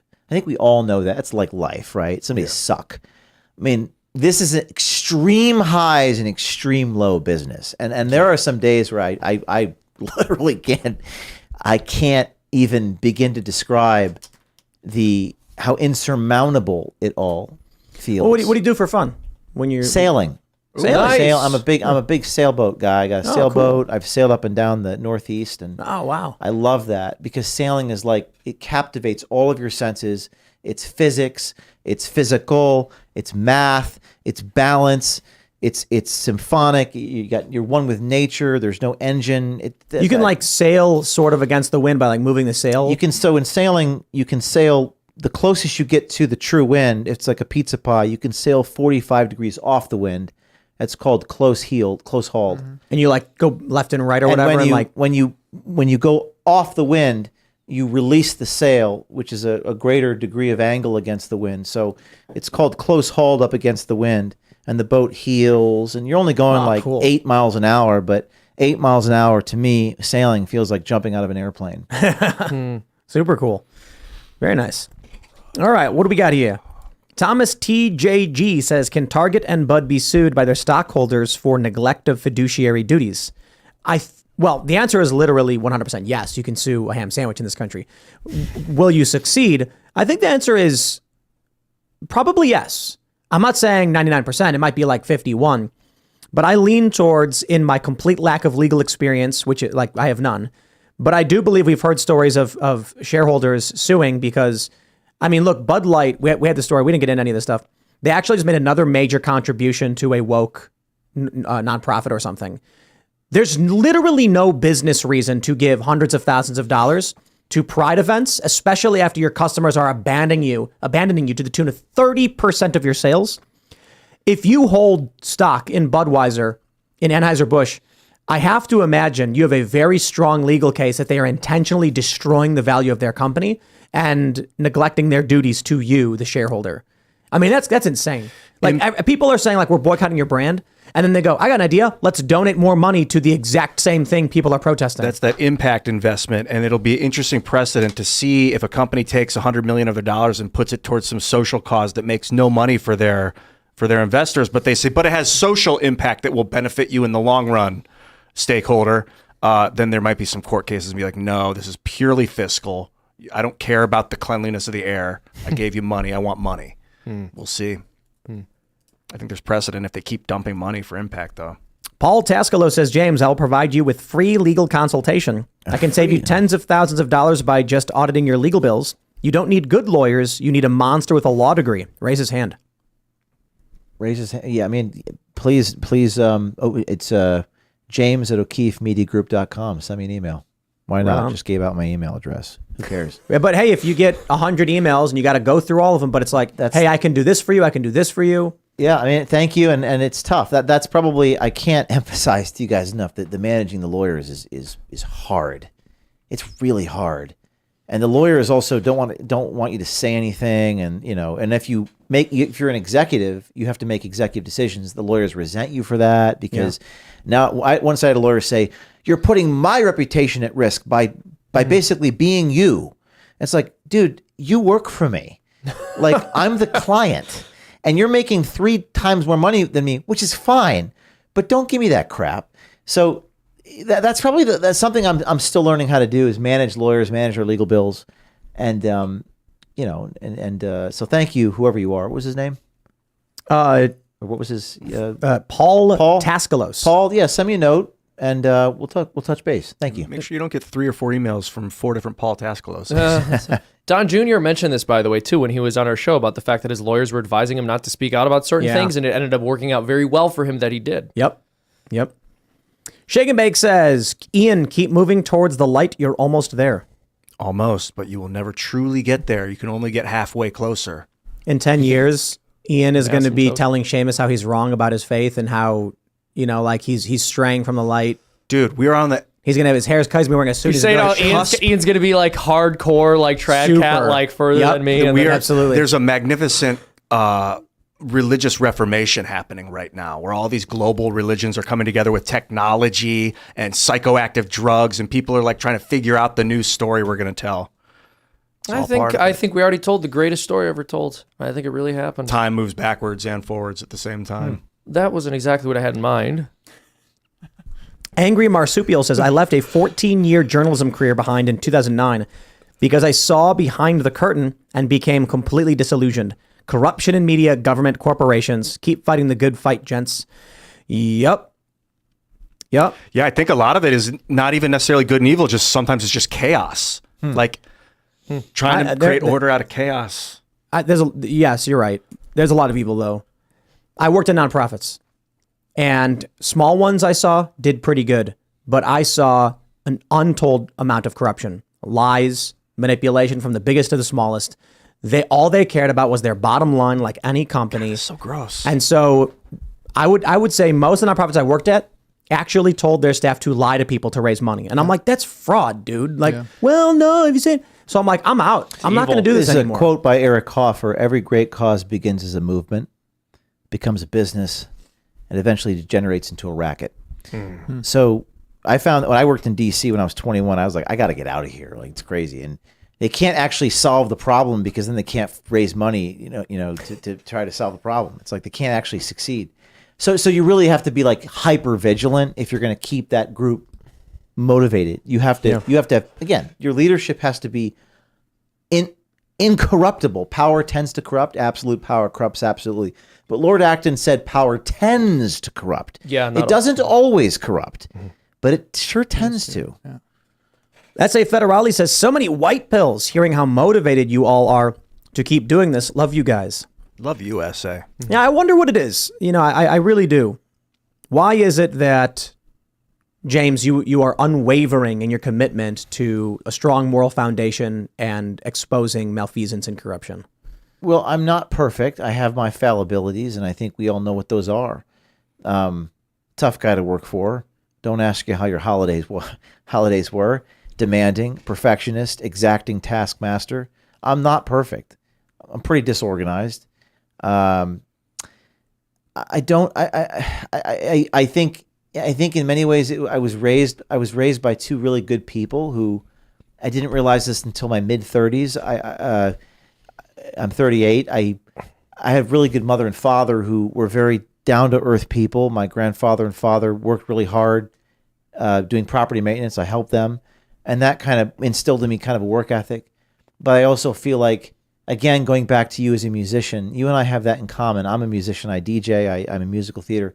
I just love the artistic aspects of this, and I think a good work of art can last a long time. And I think the good, the true, and the beautiful. That's the only way that I can keep doing this, if I focus on the political things or the, even the business aspects of it, it just drives me nuts. And then all my people always go back to the thing that drives us, which is telling the story. I don't know if that makes sense, but that's what drives us. This is the way I see it. What are you going to do with your fifth house, with your third car, right? I see these big celebrities. I see this baseball player, right? What was his salary? Like $3 million, someone mentioned. For 1 year, yeah. And- Toronto, I and- think he played for the yeah. Blue Jays. And so this guy comes out and he's like, I'm so sorry, I'll be re-educated or whatever. Ugh. And I'm like, bro, millions of dollars. What are you going to do with it? I just genuinely don't get it. I don't understand. This guy's like, well, my kids need a vacation home. I'm like, bro, your kids need a bright future and an opportunity and a just and moral society. And he has sold that out so that he can partake in massive amounts of money that he can't adequately spend, like reasonably. Look, I get it. If you've got a couple $1,000,000 in the bank, you're going to be set for a long time. Your family's taken care of, and you can have really nice things and experience really great things in life. But I'm looking at it like, if you could buy anything, wouldn't you rather buy a just society for your children? Great point. Amen. Amen. What else is there worth buying? I don't know. I've met a number of philanthropists worth hundreds of millions or $1 billion who almost grab their colleagues at the country club by the collar and say, "Are you kidding me? You got 16 Ferraris, 500 grand can buy this group doing the right thing and buy a piece of justice." It's a really really good point. And I've done fundraisers where I speak about these very issues, and I'm done. I mean, just so the audience knows, I drive a Kia and I have a scooter, for real. I do have a sailboat. That's the one thing I said I wanted. I said, I want a sailboat. That's You the deserve one a thing. sailboat, Like dude. Musk says, I got my private plane. Okay, I got my sailboat. But like, I gave these speeches about like, guys, like this is about the principles and virtue and truth and justice. And in 30 seconds after, the lady's like, so tell me about your curtain rods. And they just transition into this material vanity bullshit. And it's frustrating. I'm trying to shake people awake. I'm trying to make people care. That's why the company's called OMG. I got this feeling that if and when you die, that God is there and it explains to you what you could have done to make it right. And like all this day, we wake up, instead today I'm going to get I'm going to go eat, I'm going to get the coffee, I'm going to play another game of this make money lifestyle. But like in reality, we could get online and make so much noise and effective change. And I think you're faced with that upon your reconciliation. And it's like, God damn it, why didn't I just do it while I was alive? And this desire to go back and make it right. And then we come back and we forget that it all that was there, and you have to relearn that. And then you just got to force yourself, man. But it's a lonely existence. Take that idea and put it into your current life right now. Think about where you're at right now and what you wish you did 10 years ago to enact something positive. Now think about where you are right now and what your future self will be thinking about this very moment. Hindsight is 20/20, of course, so you don't know everything. But you may look, in 10 years, I bet I'm going to say I should have done that one thing. And then you probably should do it. Let's read this one. This is an important one. Quantum Strange Cork says, James, please make a way to donate $5 to $10 a month on your website. A lot can't afford a subscription, but still want to donate. Yeah, if you go to our website right now, we have a C4 and a C3. I'm not on the board. You can donate to help us pay our legal bills. What's and that I site? posted on my Telegram page too. It's James O'Keefe on Telegram, and I've tweeted it out. Great. It's on our website. You just go there, scroll down, and you can donate to a group that will help pay our legal bills. This one's for you, James. Matt from South Dakota says, I met my wife because of James. He gave me a VIP ticket to the Project Veritas experience last year. And I met a homeschooled girl from California. We were married 6 months later. I was the guy that told him to GTFO on the phone. Do you remember? I think so. But my comment on this is so many people have had babies because of me. It's like wild. Like I heard so many people married, like Good for you. Like Hannah Giles, like my colleague who did the Acorn story, married Joe Basil, who was in a jail cell with me in Louisiana. There are so many stories like that. Former colleague of mine, Brandon, got married to a fundraiser. All these families and babies were created. Now I gotta catch up. I gotta have babies at some point. Yeah, me too. Did anyone here have a family? No, we all got to do it. No, We're working on it. Yeah, whatever the millennial generation is suffering, something, But I do think everyone here is actively working on it. So Right. baby. O'Keefe Media Group. I'm also the youngest, so Yeah, I'm the oldest. I blame you. I'm going to how shame old you are guys. you? I'm 28, so 28. I'm still I'm look, 44. Dude, back in the day, I would have had like 12 kids by now and Yeah. have built a log cabin for them to live wild. in. Crazy. How many kids do you guys want to have? As many as God sends me. Good answer. yeah, Wow. Do you guys have a number in mind? No. 50. 500. Ooh, yeah, he outdid me. 50,000. All right. Cindy Drellick says, I love James more than Luke and Ian's hair. So much respect to James for all he's accomplished despite all the pushback. Working in healthcare, we have experienced so many deaths due to complications of existing conditions. Nothing to see here, folks. Yeah. It's sad. All right. What do we got here? Kevin Lee says, James, keep on exposing, and we do all need to address the corruption wherever we are. Only way it will get better is if we get our hands dirty and get in the game. And sometimes, going back to the Solzhenitsyn quote, in the Gulag Archipelago, the line that separates good and evil runs through each and every one of us. And this is like Jordan Peterson talks about, like, we all have the capacity to do evil. And when I went through what I went through, particularly in court and most recently, I could actually feel the presence of evil, like almost like trying to infiltrate like my wounds, like trying to get inside of me. Like I was like warding it off. I was like fighting these forces that were trying to like get inside of me or something like that. And I know that sounds crazy, but I realize this is like a spiritual battle. Yeah. Yes. And in many ways, it's never the enemy. Like the enemy, the devil, okay, fight the enemy. We have great people. Many of them are commenting right now, watching this podcast. Thank you so much, everyone. But it's like I have to be strong enough to prevent myself from being co-opted, corrupted, influenced, softened. I have to be strong as a human being. And as long as they don't take away my spirit, I can keep going.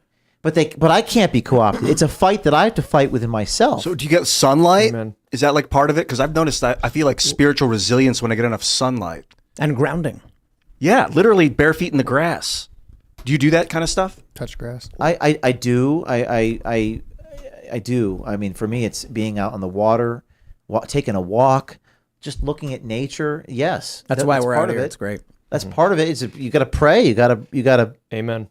pray. I feel that. We're going to go to the members only show now. So smash that like button, subscribe to this channel, and share the show if you really do think it's important, especially this one if you really liked it.